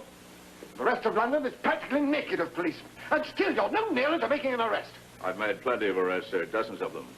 Every lunatic and sensation seeker in London has given himself up as Jack the Ripper. Stop using that stupid name. I didn't christen him, sir, but the one who did knew what he was talking about. Have you ever seen any of his victims? No. Body's a body, isn't it? What's the point of romanticizing these crimes? Do you know that they've asked another question in the house today? So I heard. Home Secretary's practically out of his mind. What's been done, they keep asking him. He's run out of replies. He has my deepest sympathy. There's no cause to be flippant, O'Neill. I am not being flippant, sir, and I'm going to tell you something else. Do you know how long it is since I've been home? 4 days. Do you know how much sleep I've had in the last 48 hours? 6 hours, all here on this chair. Got every man working in this station every hour God created. Most of them are ready to drop, but they go on just like I do because it's their job. Despite the fact that every ignorant layabout from here to Westminster and back thinks they're lazy and incompetent and they ought to be dismissed. You must pardon me if I don't feel sympathy for the Home Secretary just because he's embarrassed in the House. Yes, of course. Well, what's the next move? Every line of investigation will be followed to its logical conclusion. That's what you said last time. And I shall very likely say it next time, too. Come in.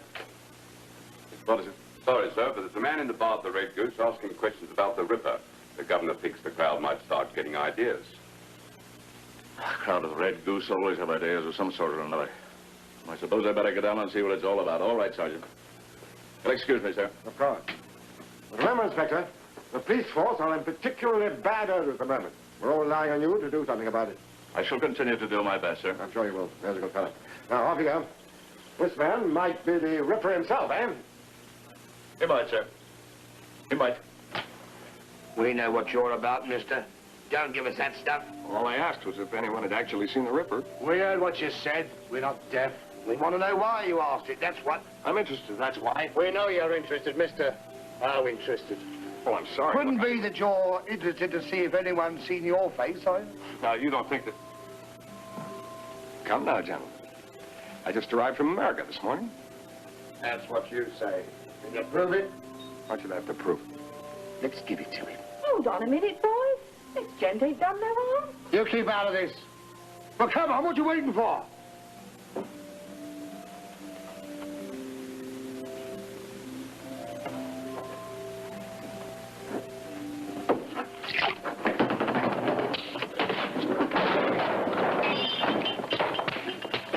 Well, come on, he's a foreigner. They said the Ripper was a foreigner.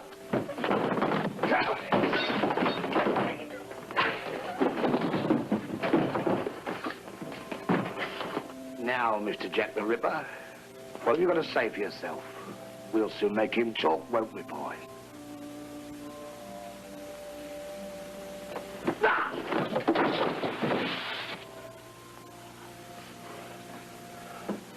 All right, my friend. Let's see how you like your belly slit open. Stop that. Let him go, Charlie. You too, Tom. Well, he's been asking all sorts of questions, Mr. O'Neill. Questions about the Ripper. Since when did you take the law into your own hands? All due respect to you, Mr. O'Neill, but the police haven't been much help, have That's they? still no excuse. Now get out of here, all of you. Come on. Take him with you. Come on, move. You listen to him, makes you as bad as he is. Now get a move on. Come on, hurry it up. Nice piece of work, mister. The way you handle them, I mean. Nasty, rough men they are. There. That's right. Better now, sir? Yes, thank you. Give it back, Snaky. Give what back? He's a friend of mine. Oh, on my life, Mr. O'Neill, I never knew he was a mate of Give yours. it back.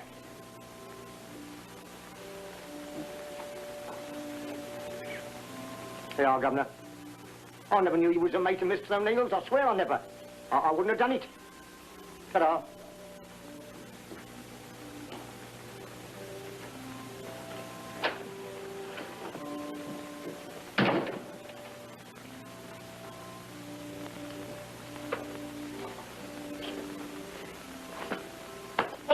Drink.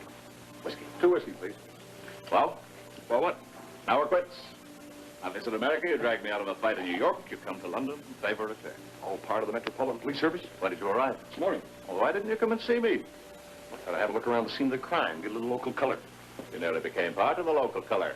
Bright red. Thanks. Oh, and thanks for your help, young lady. Oh, that's all right, sir. Hello, Ellen. How's your mother? Oh, she's much better, thank you, Mr. O'Neill. Good. Nice kid. You know, I'm almost glad I came. You'll excuse me asking, but why did you come? Your letter just said you were arriving. Believe it or not, the New York Police Department have given me a vacation. Well, you chose a good time to come to London. So it seems. Want any help? What about your vacation? Well, a change is as good as a rest. Anyway, in New York, we don't have a ripper. Are you serious? Yeah. Do you mind if I tag along? By all means, it can't do any harm. Well, I've settled that. Where do we start? First, I suggest you come home and have some supper with me. After supper, you can go around to the station, start reading up what we know to date. It's some of that local color you were talking about.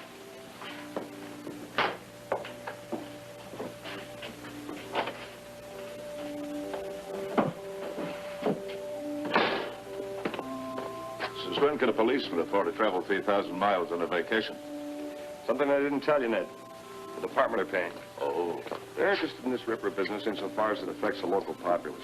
General reactions, attitude towards the police, mob violence, stuff like that. Well, see for yourself. Look at this street. Before this ripper business started, you could hardly move along here. Stalls, barrel organs, people spilling out of the pubs. It was a happy place. Not particularly moral, but happy. Take these men that attacked you in there. One of them was a blacksmith, another a shop assistant. I know them well. Apart from the one with the knife, they're just ordinary people. Nah, they didn't seem much like ordinary people to me. That's what the ripper has done to them. Now, you mean and no jokes, please. You'll learn. Come on.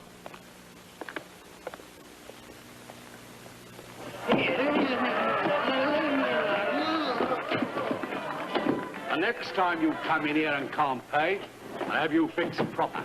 None of that, none of that. Drop it. Hey, you. You're late. I'm sorry, sir. I lost my way. First day and late. I don't know what some of you girls think this place is. Go on, get inside. Good evening, Mr. O'Neill. And you too, sir. Who was that? Oh, just a drunk Mr. O'Neill. We get him all the time. The girl. Oh, the girl.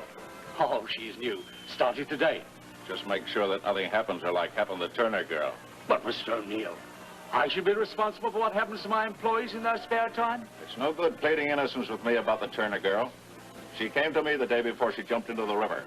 I told her to go back to her family in the country, but she thought she knew better. I'm going to keep an eye on this new girl. So help me if anything happens, or I'll come back here and I'll break every bottle, glass, mirror, table, and chair over your filthy head. Come on, Sam.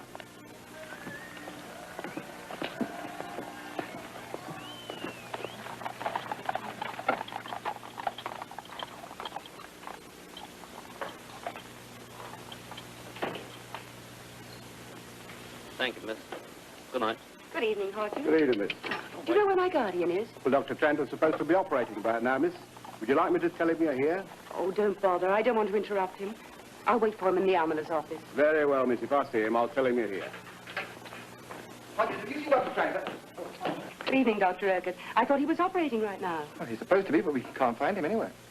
Perhaps he went on an outside case. Must be a very important one to take him away when he should be in the theatre. What are you doing here? I came to meet him. And I want to see Mrs. Bolton. Maybe I'll see you later. Well, if you find him, will you tell him I'm waiting in the almoner's office? Of course.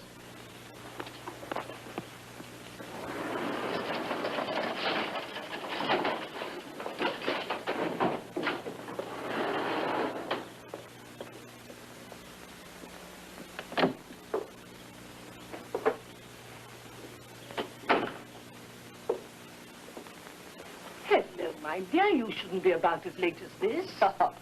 Nonsense, Mrs. Bolton. If I'm to take over your duties, I shall be a great deal later. If you take over my duties, I still don't think Dr. Trenter will allow it. I'm of age now. I can make up my own mind. Indeed you can, my dear, indeed you can. How about a nice cup of tea? Thank you. Can I go now, sir? Yes. You'll be all right walking in by yourself? Oh, of course, it's only a little while. All right, dear. Good night. See you tomorrow. Good night, sir.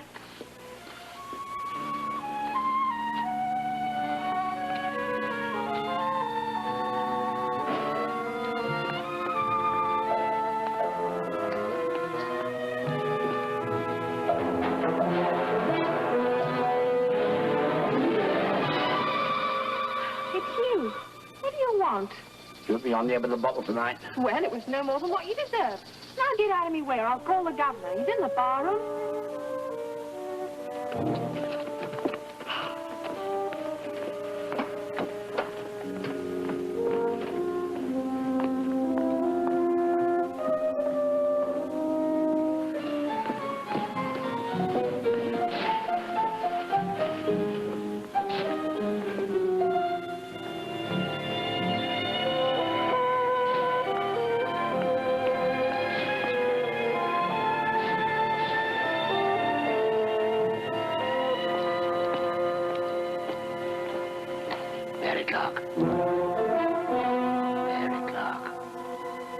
That's not my name. I'm sorry. Where can I find her?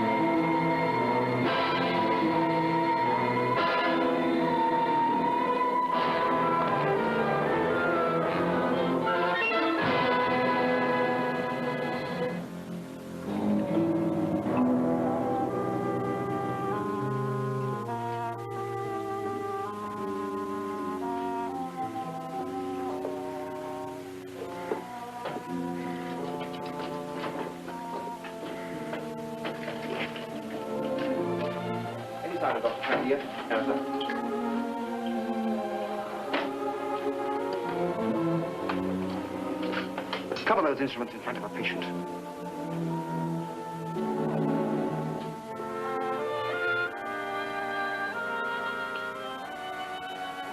Nothing to be frightened of, Kitty.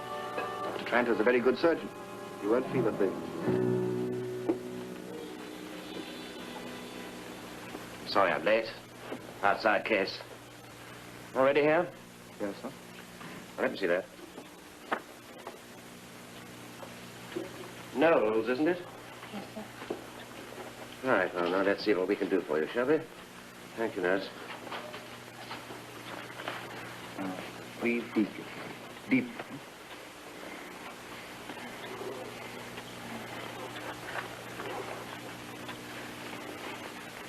That's right. Breathe deeply. Now, don't fight. Relax. Relax. That's right. Now, breathe deeply. Now, count with me. 1, 2, 3, 4, 5, 6, 6.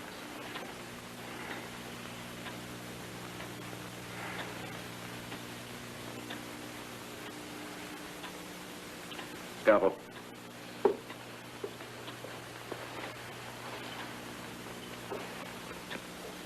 Cut deeply, John. That's the secret of surgery these days. Cut deeply. When underneath the sun goes dim, isn't it a pity that the likes of us... Well, what have we got here, then? You catch ghosts sleeping out here, old boy. Oh, you double bull. Yes, it is a girl. Not old girl, neither. Ducks, what you doing keeping in the open? Now, why don't you go home, eh? You got a load on every duck here. I'll give you an hand. Oh, God. The Ripper. He's done it in. The Ripper, he's done another of them. Help! Ripper! He's done it again! Help! Help, please, help! He's done it again! Well, shut the window. How many times do I have to repeat? I must have the window shut when I'm operating. Shut it this instant.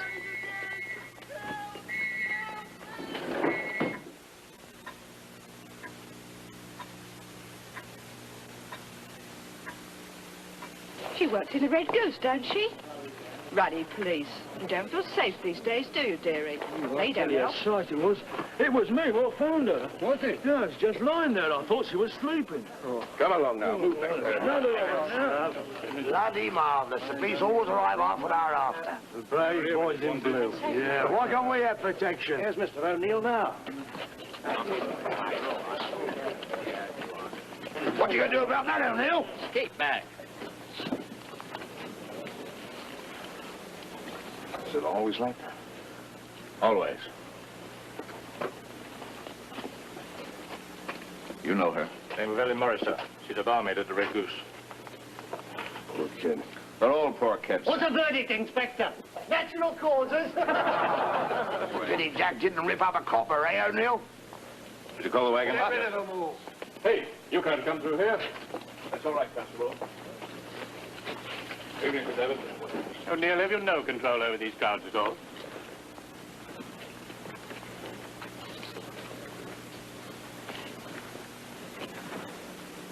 Mutilation. Admirable diagnosis. And who might this be? Mr. Lowry, sir. He's an American. That would account for it. Have the body taken to the hospital. I'll do a post-mortem right away. I've already sent for the wagon. Heavens, man, let's get this thing out of the gutter. Carry her. It's only a few hundred yards, and be quick about it. I told them. It's about time somebody started giving a few orders round here. Come along. Break it up. Break it up. Get up. Who's the distinguished gentleman? Sir David Rogers. He's governor of the Mercy Hospital for Women. It's just around the corner from here. Not exactly sociable, is he? Oh, he's all right. His bark is worse than his bite. He's performed the majority of post-mortems on these girls. It's easy to understand why he's short-tempered. I'll get Sir David to look at her the next time he comes in, but she'll be all right. Oh, incidentally, Anne called for you earlier. She's downstairs in the almoner's office. Oh. Louis, if you're taking those things away to clean and hone this for me, will you? I'll pick it up tomorrow. A boil lancing. Rather nasty. What's that? It was the only one I had with me. A little like cutting a fingernail with a pair of garden shears. These are the patient's records. We keep them for a year. Then if they haven't been... Mrs. Bolton, there's a body coming into the morgue. I'm going to do a post-mortem. Let them know, will you? Yes, Sir David.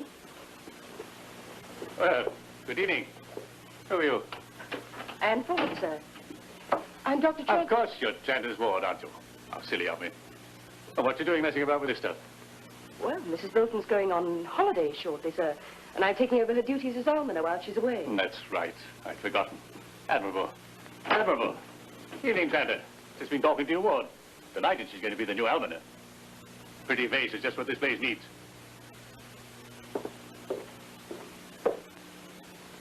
I was going to tell you as soon as everything was arranged. We'll talk about that later. Go along.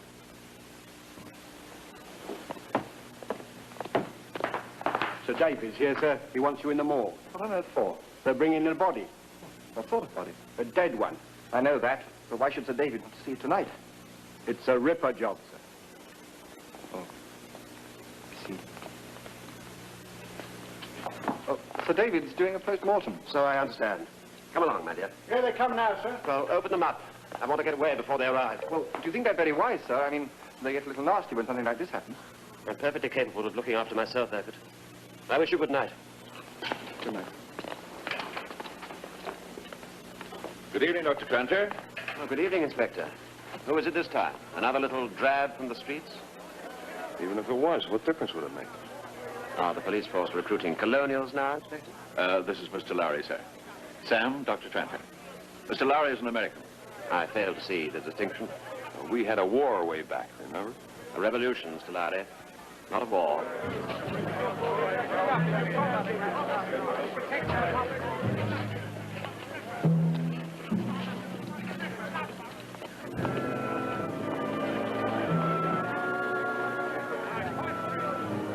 Well, now, if you'll excuse me, please. You're not going to try and get through that crowd, sir, are you? Well, of course I am. Well, I wouldn't, especially with a young lady. Come along here.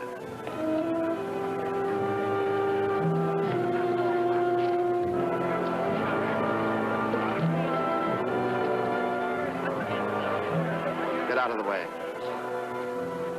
You heard what I said? Get out of the way.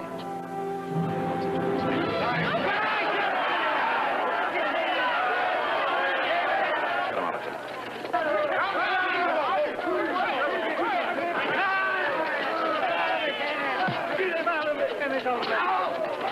Grab the girl, Sam.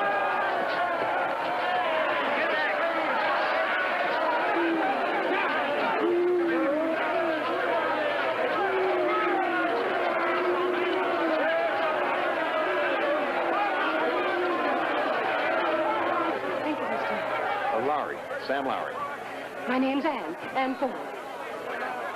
Pleased to meet you. I'm most grateful to you, sir. Come along, my dear. We'll go out by the back. Thank you again. Sir David is doing a post-mortem. We'd like to be present. Is that all right? Of course, Inspector. Would you come this way, please? Bennett.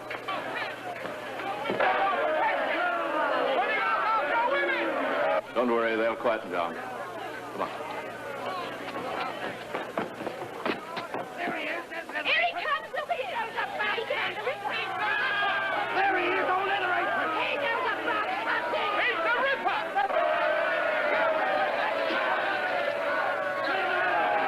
Move along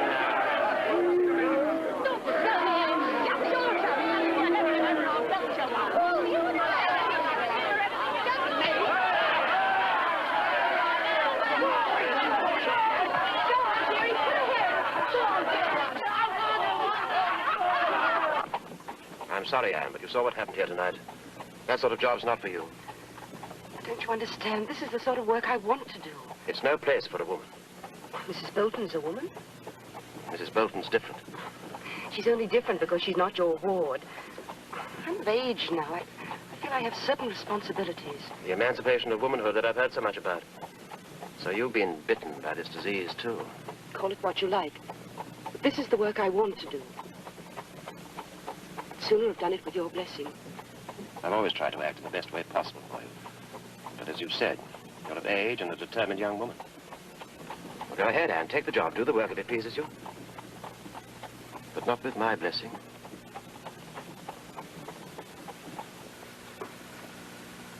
Oh, so much for that. Get rid of those, Doggett. You interested in the findings of the postmortem, gentlemen? No, not unless they're different. They're not. Bruises on the neck, deep-seated multiple abdominal incisions, and as before, inflicted by someone who knew what he was doing. Excuse me, Sir David, how do you mean, knew what he was doing? As the inspector told you, young men, these wounds are not the savage slashings of a maniac. They're careful, well-defined abdominal incisions that show a good knowledge of anatomy and surgery. You mean a doctor? Doctor, nurse, student, any one of a number of professions.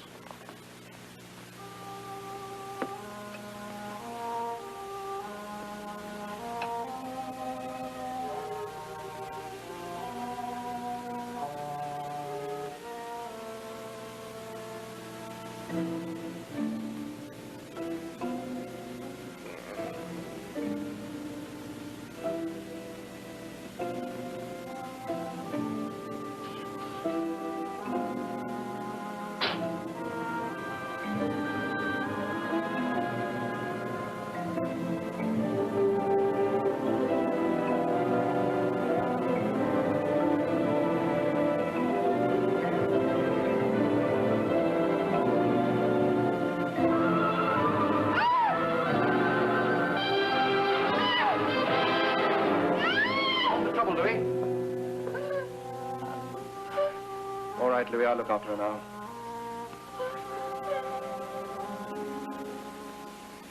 Under the circumstances, there is no verdict I can give other than murder by a person or persons unknown. However, before I adjourn this court, I would like to say this, and it is not my opinion alone. Public confidence in the police has never been as low as it is today. In their complete inability to apprehend the perpetrator of these ghastly crimes, they are showing themselves to be incompetent, inadequate, and inept. Court is adjourned. Incompetent, inadequate, and inept. All the papers are going to love this. Shush, on, shush, on. No, Sonny, go away. Think about the coroner's report. What about his statement? Gentlemen, you heard what the coroner said, didn't you? Come on, now, there must be something fair about this. O'Neill, what about the room Come on, now. doctor? What are you going to do about this, O'Neill? There must be a statement. You please. Cab? Mr. Lowry. Miss Ford? How nice. Yeah, sure, your card. Certainly, when I get one. Maybe we'll stand a better chance at the street league. All right, then. You've been to the inquest? Of course. Why do you ask? I thought, oh, it doesn't matter. You thought, what is a girl like me doing, being interested in such things? You're as bad as my uncle. It's a social problem as well as a criminal one, you know. Oh, how come? It's a matter of class difference. If it had happened to some old duchess in Mayfair, there'd be such an outcry, something would have to be done about it, and done quickly. Because these are poor people and not particularly respectable. The general reaction from the right side of the tracks? That's it. General reaction is they're probably not getting much more than they deserve. Oh, yes, ma'am. You're making fun of me. Believe me, I'm not.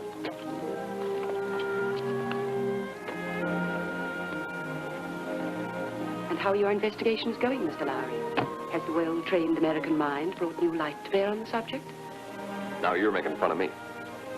Seriously, though, the most difficult thing I've found is getting to know the people in the place. London isn't just one city, it's 100.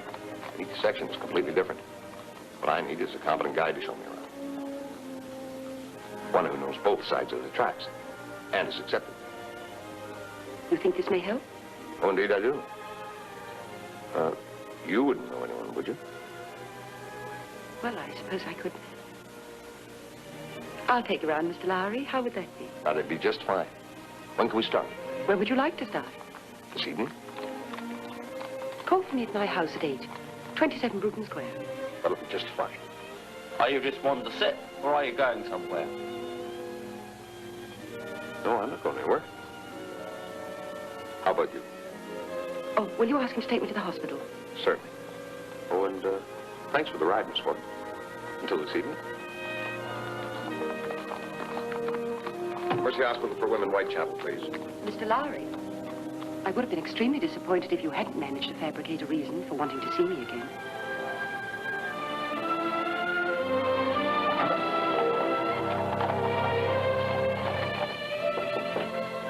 Tell him I'll be right down, will you? Tell who? Uncle, thought it was Perkins announcing my escort. Who's the lucky man this evening? That American policeman, Mr. Lowry. Remember we met him that awful night at the hospital? You're going out with him? Yes. I wish you wouldn't. Why on earth not? But he seems so brash. Uncle, just because he has an accent and didn't go to Eton. I still wish you wouldn't go out with him. I'm perfectly capable of taking care of myself, you know. Yes, I know that, but it's just that I don't like the idea of you going about with a policeman. What is it? There's a Mr. Lowry downstairs, miss. Oh, tell him I'll be down in a moment. Where's he taking you? To a concert. Chamber music, very dull. Good night, darling. Good night.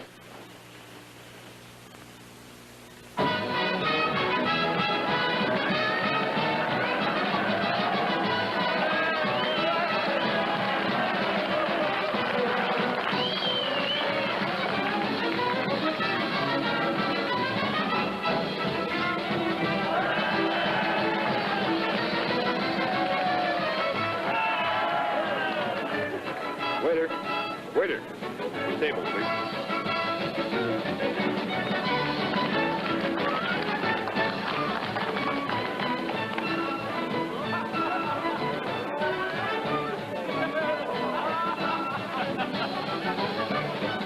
Mr. O'Neill's friend. Good evening, sir. Good evening, madam. Oh, let me get you a little table. Or perhaps a private room, perhaps. Oh, no, this will be just fine. Good. Waiter! Yes, sir. Champagne. On the house. Oh, which side of the tracks you're showing me this evening?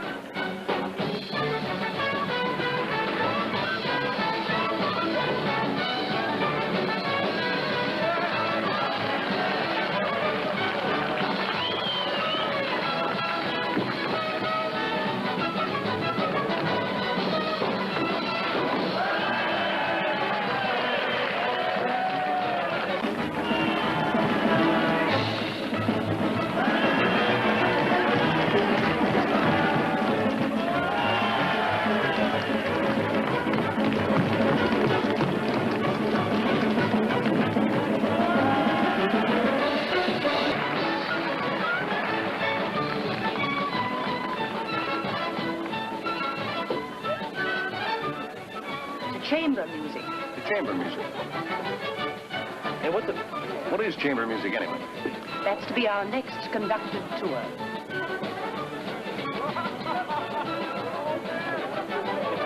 You looking for someone? Yeah, the new girl. What new girl? The one in the end. O'Neill warned the manager he intends to take a paternal interest in her future welfare. Glad somebody does. Now, what are you looking at? Seems we're not the only ones to have crossed the tracks this evening. Evening, my lord. Everything ready? Of course, my lord. Your usual room, the champagne's iced. Capital. This way, my lord.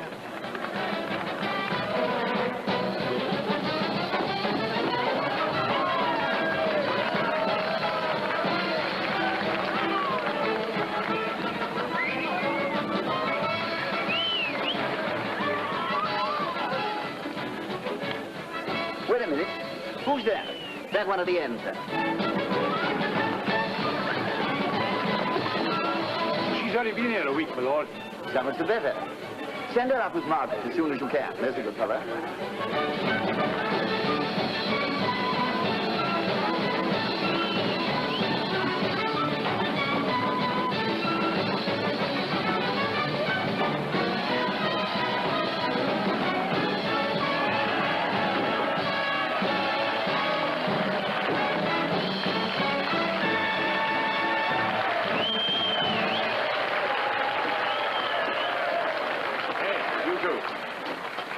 Upstairs, 10 minutes. All right, who is it? Sopwith. He's got a friend with him. Show her what to do. Well, not her. Why not? Well, she's only been here a week. Well, it's time she started earning her living. You don't mind having a drink with a couple of special customers, do you, my dear? I don't think so. No, of course not. 10 minutes. Come on, love. Yeah, come on, go on.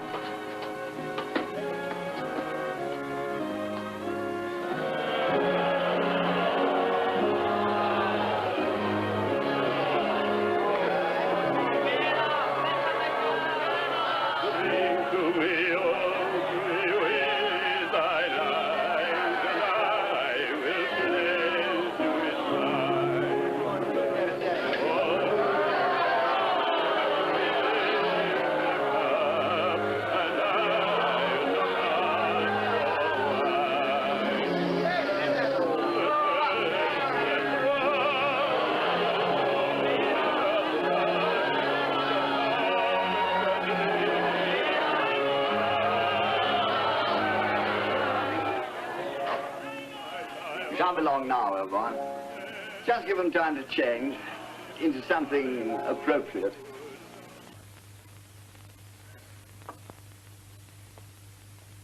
Est-ce que t'as du gin, mon chou? Pourquoi? Non, mais sans blague, tu crois peut-être que c'est pour me faire les ongles? Oui, j'en ai. Eh ben alors? Au prix que je le paie, j'ai pas envie de le gaspiller. Ça va, t'as qu'à le garder, ton gin. Qu'est-ce que t'as là, toi? Moi, l'esprit de sel. Une belle bande de vaches, voilà ce que vous êtes toutes. T'as qu'à t'en acheter du gin. Planque ta bouteille, Maggie, elle va se jeter dessus. Ça me va, tu crois? Ça te va ravir, ne t'inquiète pas. Permets, chérie? Et voilà. Eh ben, on sort le grand jeu, hein.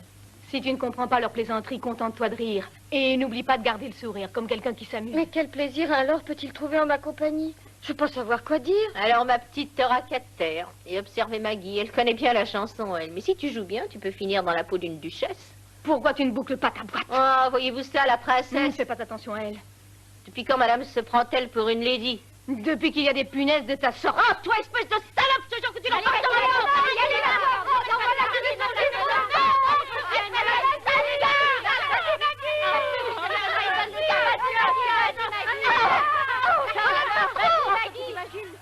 Félicitations. Félicitations. Tenez, prenez ça, vous deux, pour le 4. Tu t'es remise à la bouteille, hein? Oh, allez vous faire voir. Et vous, grouillez-vous, vous passez dans 5 minutes. Oh, ça va, oui, ça va. Freddie, we bought some extra ammunition. Maggie, you're looking sharp. I'm Margaret and Mrs. Hazel. She's new. Ah, fascinating. Come over here, dear. Come on, love. He's not going to bite you. I wouldn't bank on that, Linda. Go on, dear. Do like the gentleman. Sit down. A glass of champagne? No, thank you, sir. I don't drink. She is new. Of course she drinks. If the young lady doesn't want to drink, she doesn't have to. I like a gal that knows her own mind. Thank you, sir. You don't have to call me sir, my dear. Tom's the name. But I don't know you. Oh, she's a card, this one. Always joking. Call him Tom like he says. All right. Tom. Are you quite sure you won't have one, my dear? All right, then. Perhaps just this once. Oh, are you sure, my dear? I don't want you to do anything that you don't want to do. Well, I'd like to. We'll take ours in the other room. Have fun, children.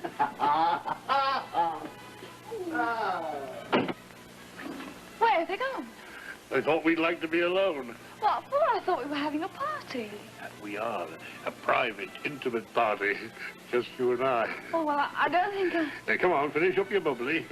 Won't do you All right. any harm. You like it, don't you? Drink it up, lass. Right to the bottom. Come on now. That's it. There, it wasn't so bad, was it? You like me, don't you? You seem very kind. Seeing as how you like me. What about giving me a little kiss? I will do no such thing. Just one little... Oh, Champagne! Il m'a raconté! Oh, Champagne!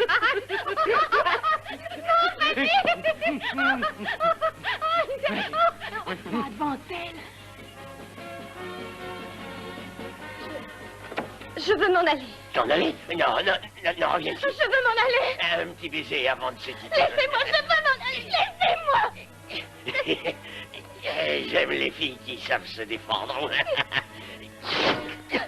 Vous avez déchiré ma robe, regardez. Eh bien, au-delà, tout à fait.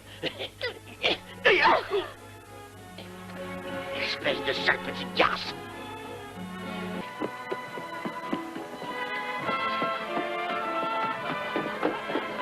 What are you doing here? That man, he tore my dress. Oh, don't be so stupid, girl. What do you think you went up there for? Hey, come back, you little fool. Well, don't just stand there. Go after her. We don't want no trouble with the police. Hey, come there.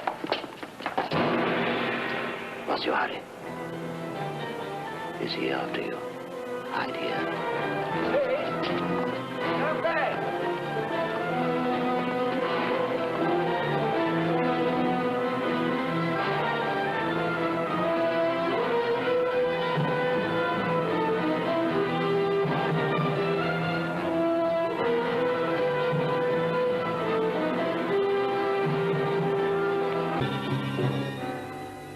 Merci, vous êtes très bon, monsieur. Êtes-vous Mary Clark?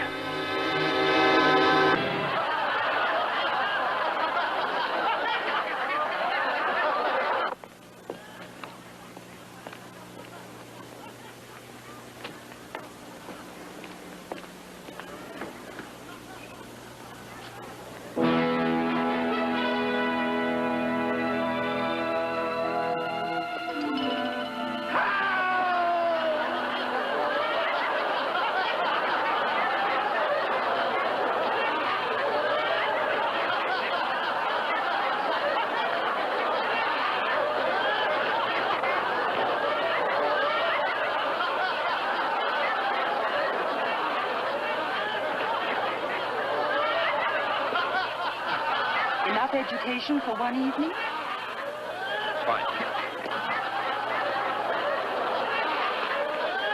The Ripper! He's done it again! The Ripper's done it again!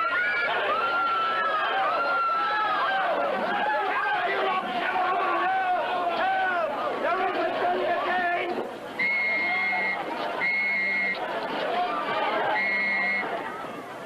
Larry, I trust you have an explanation for bringing my ward to an establishment like this. I brought him. I find that hard to believe. However, luckily, I happened to see you. Come along, my dear. I'll take you home. You better go. Well, if you say so. I assume you're off to join the morbid and the sensation seekers at the scene of the crime. I've had a most pleasant evening. Thank you very much. Good night. Good night. Sir? I don't approve of Mr. Larry any more than I approve of places like this. Well, why are you here? Since you must know, I didn't believe your story of the concert, and I followed you. Now, shall we go home?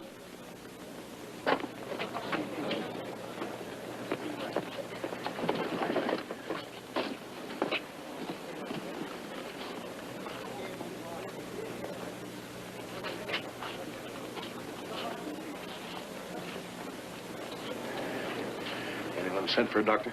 Undertaker, more like it. The wagon's been sent for, sir. Inspector O'Neill? Yeah, he's been sent for too, sir. Why aren't O'Neill here? Then it might never have happened. He's never here when he's wanted. Hey, safe no more. Come on, why don't you go? Get rid of them all.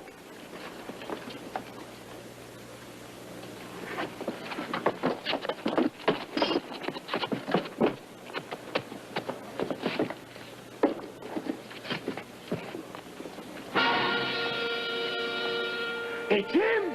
He's a Ripper! Oh, Mother Apron. Look at that knife. That's what he did it with. You done it, didn't you? You're the Ripper, aren't you? It's done. He can't talk, or won't. Let's get him.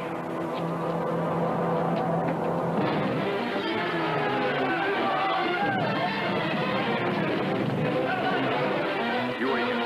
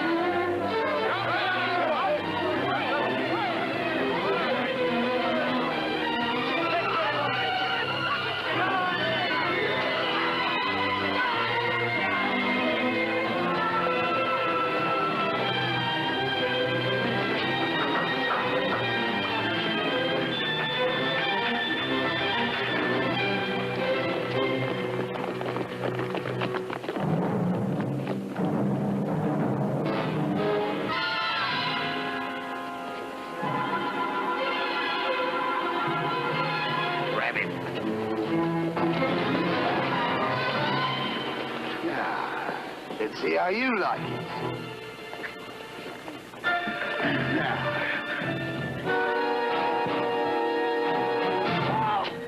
Yeah, you broke it. It'll be your head next time. Now get out of here before I forget I'm a policeman. Move! Go on home, all of you! Come on, then. I went to see the Home Secretary personally. He was delighted. Delighted. There'll be promotion in this for you, O'Neill. I'm not making any promises, though, but there's every chance. What do you think of that, eh? Very gratified. I thought you'd feel that way. Now, I think we'll keep the fiend here tonight. If we organize well, of course, the crowd will probably try to rob us of our prey. And then tomorrow morning, we'll move him and... Can't move him, sir. Can't. Why not? He hasn't been charged with anything. You're joking, of course. I put Vince into protective custody, sir, nothing more. Well, go down to his cell and charge him right away. With what? Murder. Multiple murder. He is Jack the Ripper. Is he? What do you mean, is he? Of course he is. You locked him up, didn't you? Protective custody, I said, sir. I'm sorry, sir. It's easy reported. I can hardly stop him breaking the door down. What about Here, Charlie, Get rid of him, Sergeant. Well, I want a statement, sir. Do as I say. This instant. Well, come on, get out. What's going to happen to him? Has he been charged? What does Inspector O'Neill think his chances are? Let O'Neill make a statement. Gentlemen, please, you've all had the official statement. I'm afraid I can't add to it. Louis Bent's an employee at the Mercy Hospital for Women has been taken into custody. Now, what sort of a statement? That's right. The official talk, that's all you're going to get. Where's O'Neill? Aren't you Sir David Ross? Ben's went to the hospital. What do you think about this affair? Do you think Ben's is the ripper? Is O'Neill in here? Yes, sir, but you can't go in there. Ah. O'Neill, what's this I hear about Louis Ben's being locked up? That's right, sir. What do you mean that's right? Release him immediately. What? Who are you? This is Assistant Commissioner Hodges of Scotland Yard, Sir David. Ah, good. Then perhaps you can talk some sense into this mutton-headed policeman. Tell him to release Benz at once. I shall do no such thing. Who do you think you are, barging in here like this, giving me instructions? Never mind who I am. Do as I tell you. You realize, of course, that this Benz is Jack the Ripper. Boulder Dash. Whose idea is that? Yours, O'Neill? No, sir. Yours, then, I suppose. Really, Mr. Assistant Commissioner, I think the Metropolitan Police Force is staffed by a bunch of half-wits. And none so half-witted as those at the top. What put that damn fool idea into your head, anyway? Benz was carrying a bag full of surgical instruments. Oh, was he now? Well, of course, that makes a difference. What do you suppose these are? Toothpicks? Go on, arrest me. While you're at it, try locking up the rest of my staff. All of us. There's not one Jack the Ripper, there's half a dozen of us. We take it in turns. Louis Benz is in protective custody. He hasn't yet been charged. We thought it was the only safe place for him. Then why didn't you say so in the first place? I'm still not saying he isn't the Ripper. Then you're still being asinine. And I'm going to see the Home Secretary and tell him so. Good night, sir.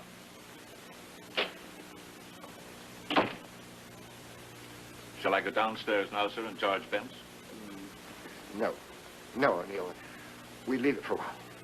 Well, if you'll pardon me, sir, I have work to do. What's that? I'm going to try and find Jack the Ripper. Come on, sir. My life, Mr. O'Neill. How was I to know the poor little thing was going to get herself carved up by the Ripper? You can't blame me for that, can you? What was it that sent her running out into the night on her own? I can't blame you for that either, I suppose. Well, Well? I've got to make a living, Mr. O'Neill. The legitimate side of the business don't pay nothing.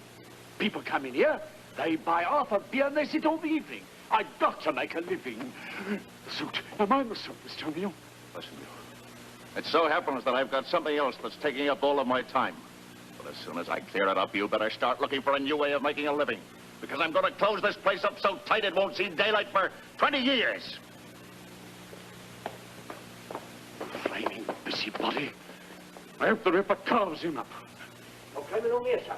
And just there was where I saw the courting couple. And then I went on, Courting couple on this doorway? That's it, sir. And then I went on and... That's where you discovered the body. Oh, no, sir.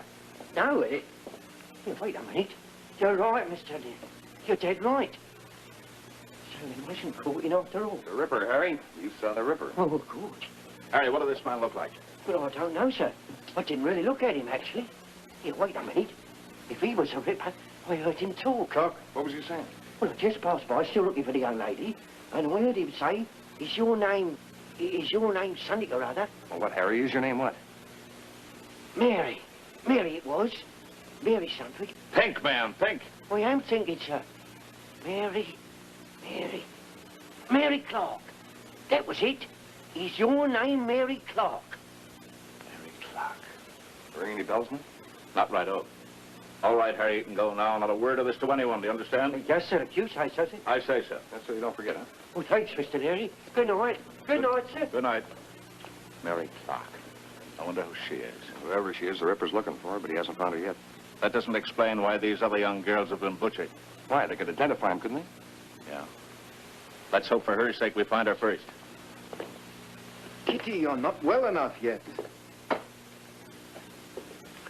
Anne, you speak to her. Won't do any good. Just a few more days, until you're really strong. No, thank you, Miss All the same. I want to go home.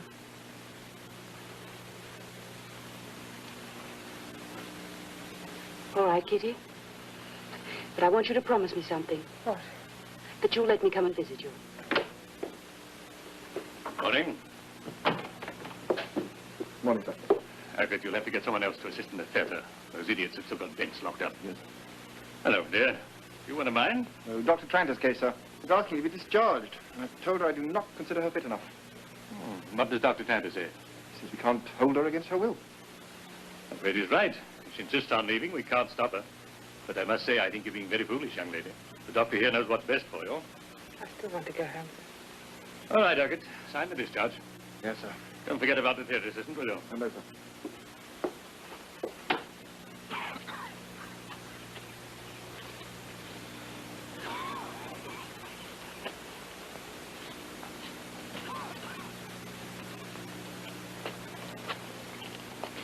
I think this is him. Your name's Clark, isn't it? Yeah? I'm Inspector O'Neill. Good luck. God help me, Governor, I wasn't there. This fella said to me that I want to make myself a couple of quid, and I said, no, not if it ain't honest. And anyway, I wasn't there. Records show that you have a daughter, Mary Clark. Even if I had been there, I wouldn't... What, Mary? Look, what's my poor little baby daughter got to do with all this? You do have a daughter, Mary. Yeah, and a sweeter, kinder girl never lived. She depends on me, you know. I'm her only means of support. If you locks me up, she'll starve to death. We're not going to lock you up, Clark. We just want to find out about your daughter. Honest? That's all. It's not about the Houston Road job, then the one where I wasn't there. Oh, we just want to find your daughter.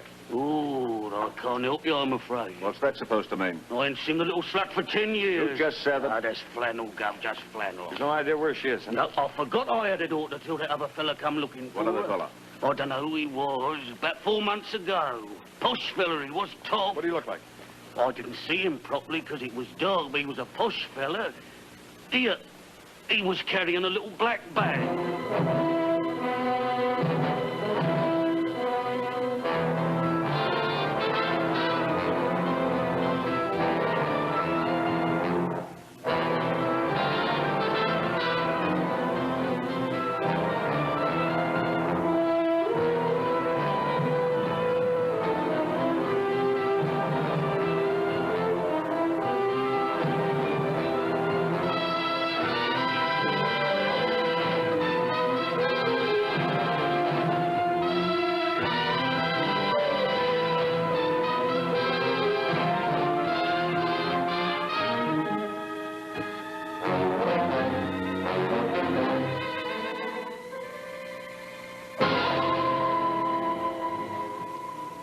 Well, so much for that fool idea of Louis Bent's being the ripper. I've already released him. About time, too. Take that, Urquhart. The whole idea was a lot of nonsense anyway. Phone ticket. No name? Yeah. Here we are. Grace Merchant.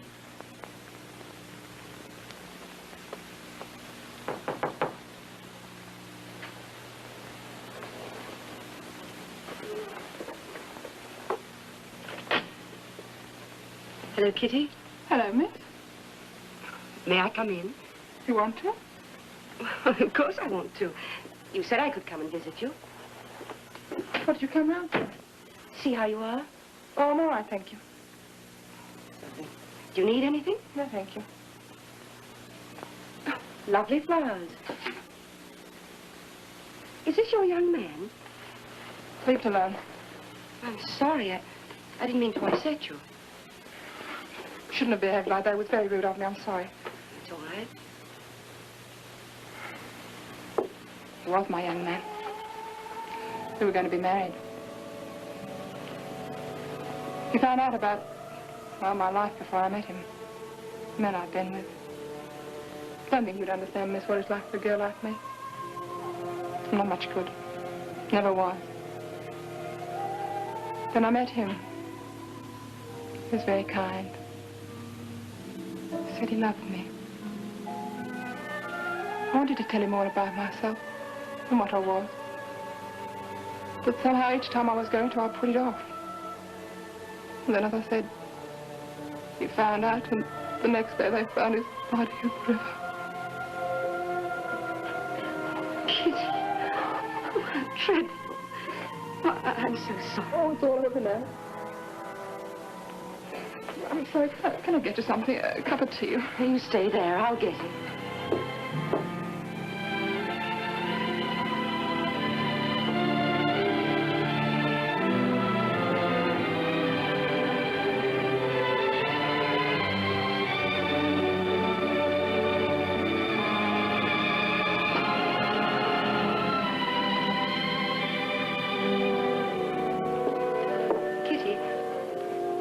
Last time you had something to eat? Yesterday evening, but I'll be all right. I'm going out later to see a woman I know about a job.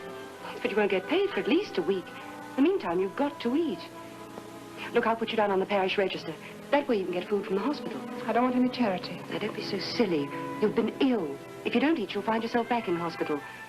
It's cheaper for us to keep you out. Oh, have you got a birth certificate? Yes. What do you want it for? Well, I have to have it for the parish register. Oh. Fine. I'll go around later this evening. Bring you a hamper. Oh, I don't want you to go to any trouble, miss. Oh, it's no trouble. Good. Thank you, miss. You're very kind. See you later this evening.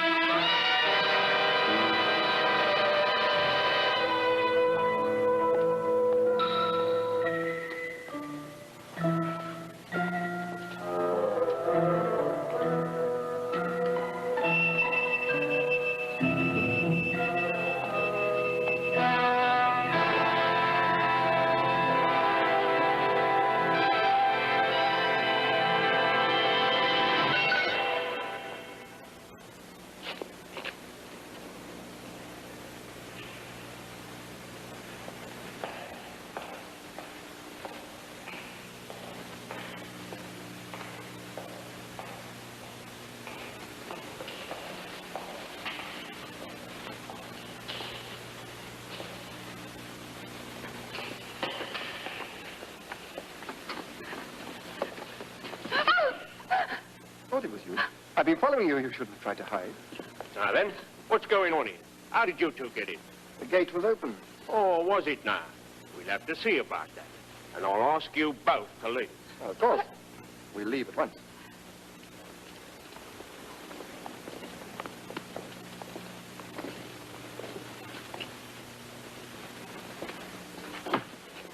Anne. What's the matter? I saw you come from Kitty Knowles' place, and I tried to catch up with you, but you were going so fast. I was frightened. Frightened? Oh, what on earth? Oh, no, wait a minute. You didn't think that I was... Oh, Anne. Oh, come on. I'll walk back to the hospital with you. Give me the clips. And put that one there. Not there, idiot, there. And hold it.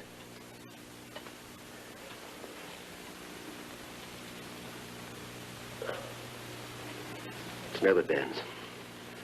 Leave her alone. Let her die in peace. Just looking in to see if everything's all right. What's the matter, Louis? What's that? Let me have a look. No good, sir. She's going to die. Nonsense. No one dies while their heart's still beating. We must hurry. Get that clip out. It's strangling the blood vessel. Louis, I want swabs, clips, sterilizing pan. Quickly.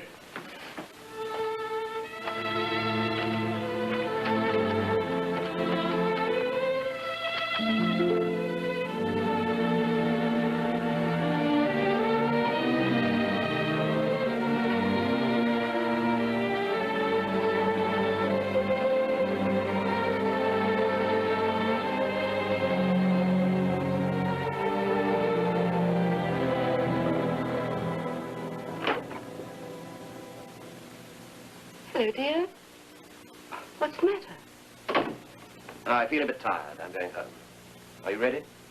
I've some work to do first. Anyway, Mr. Lowry's calling for me later. Kitty Knowles. Isn't that the girl I operated on? Yes. Mary Clark. It's on her birth certificate. Well, if you're not coming home, I'll get along. Well, she'll be all right. Hey, Trenter? Yes, sir, I think she will. Of course she will. Sir David. What is it? I'd like you to accept my resignation. Uncle? Resignation? What are you talking about? Well, you saw what happened here. If you hadn't arrived when you did, that girl would have died. Even Louis Benz knew when I was making a mistake. Good heavens, man, that's no reason to resign. I think it is. I feel I've come to the end of my work here. Nonsense. You've been overworking, that's all. You'll need a rest. Look, why not take a couple of weeks off? Then if you still want to resign, we can talk about it again. Very well, sir. I'll walk to the gates with you. And Trenter, you'll never come to the end of your work here. Remember that. Thank you, sir. Good night. Good night. Excuse me.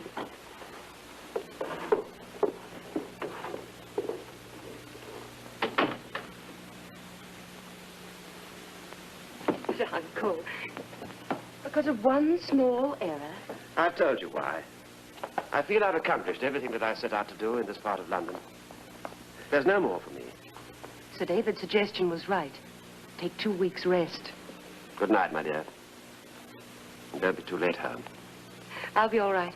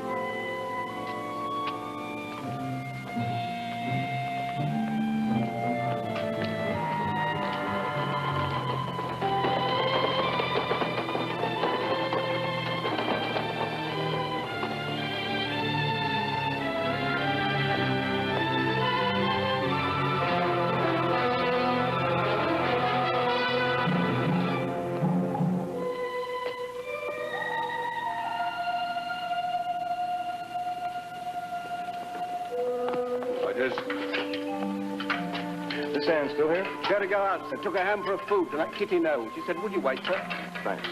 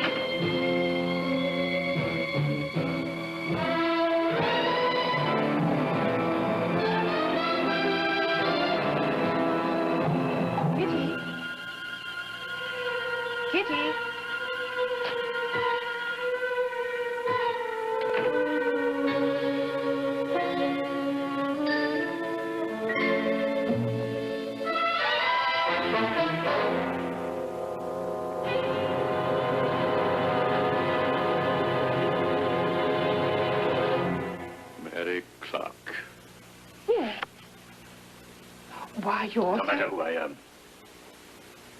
You knew my son rather well. Your son?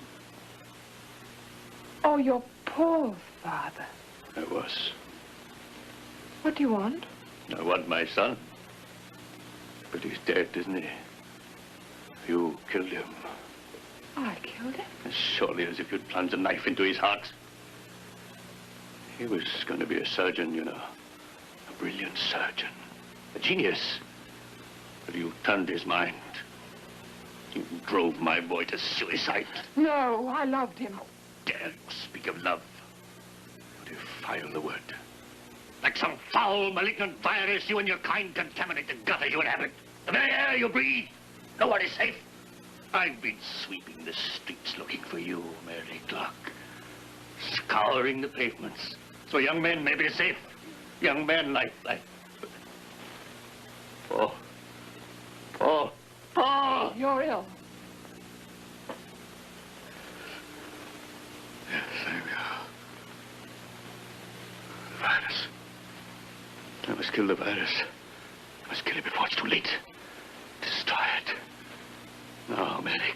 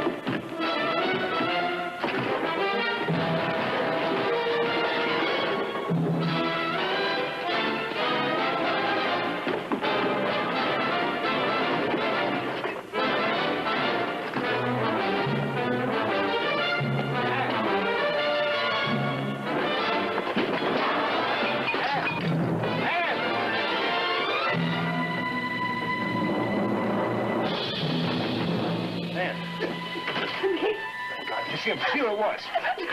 Don't look.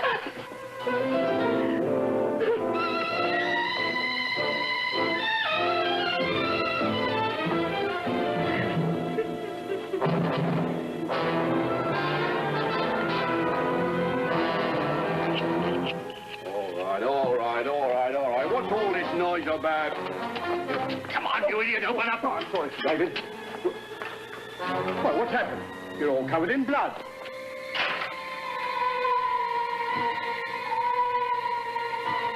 Are you all right?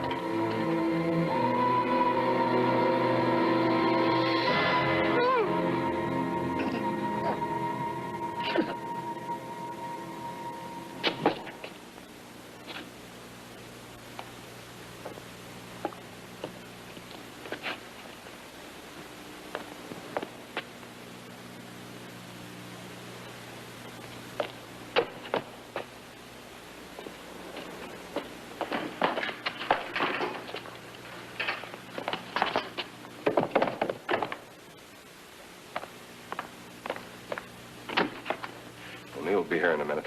You know what to do. Yes, I think so.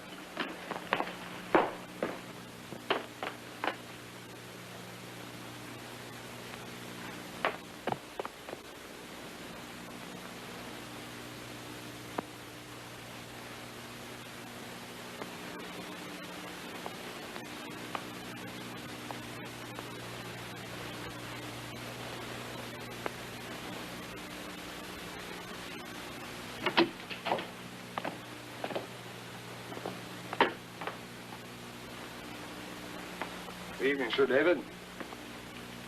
What do you want? Working late, aren't you? Obviously. What are you doing here? Oh, I have reason to believe the Ripper is somewhere in this hospital.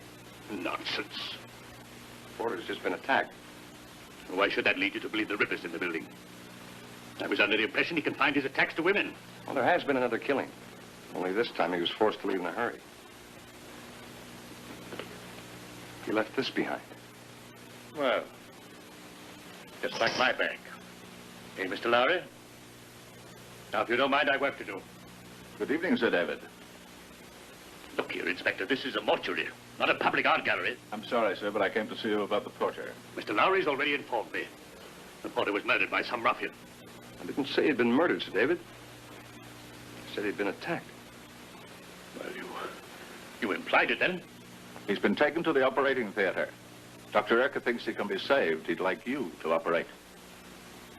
Well, that's quite impossible. But can't you see I'm busy? I've got to finish this post-mortem. I think you'd better come to the theater, sir. Are you telling me what to do, Inspector? Yes, sir, I am. This is impertinence. Gross impertinence. Possibly, but we want to save this man's life. You're a doctor. Surely that's your wish, too. Very well.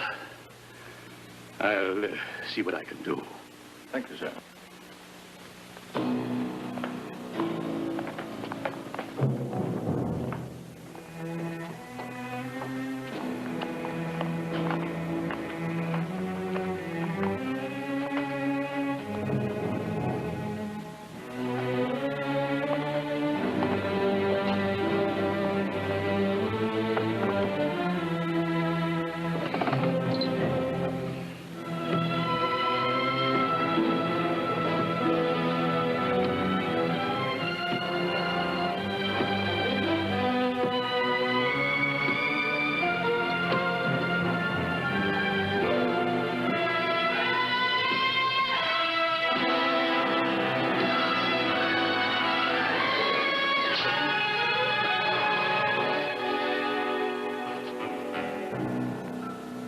David, please. This hospital is becoming like Piccadilly Circus. If I see this man, I must see him alone. Is that clear? Perfectly clear, Sir David. How is he, Dr. Rickett?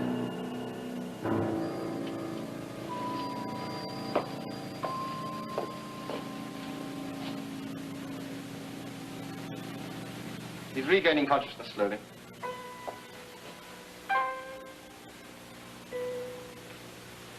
All right, Hodges. So David's here to look after you now.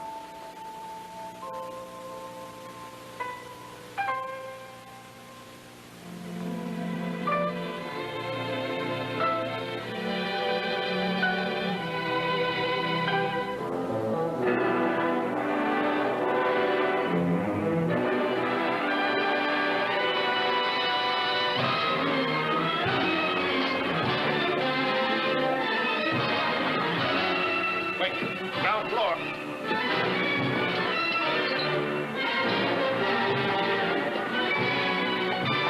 On the front.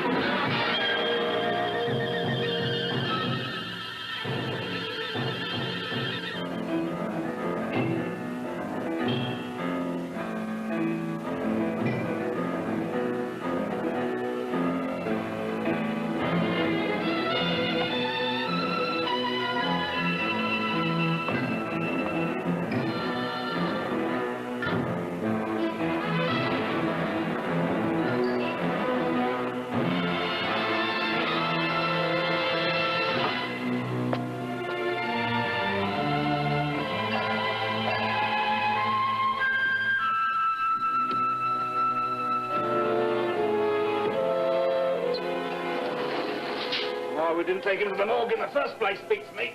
Sure, old Fred. Even I can see he was dead.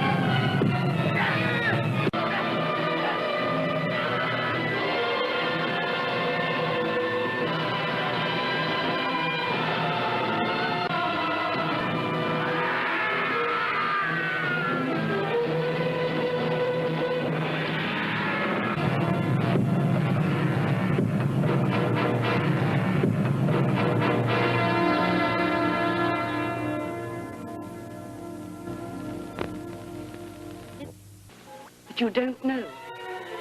Not for sure. Oh, we know. We can't prove it. We'll never be able to prove it. The most infamous murderer since Bluebeard, and the files will always be marked unsolved. Well, good night, then. Night, you two.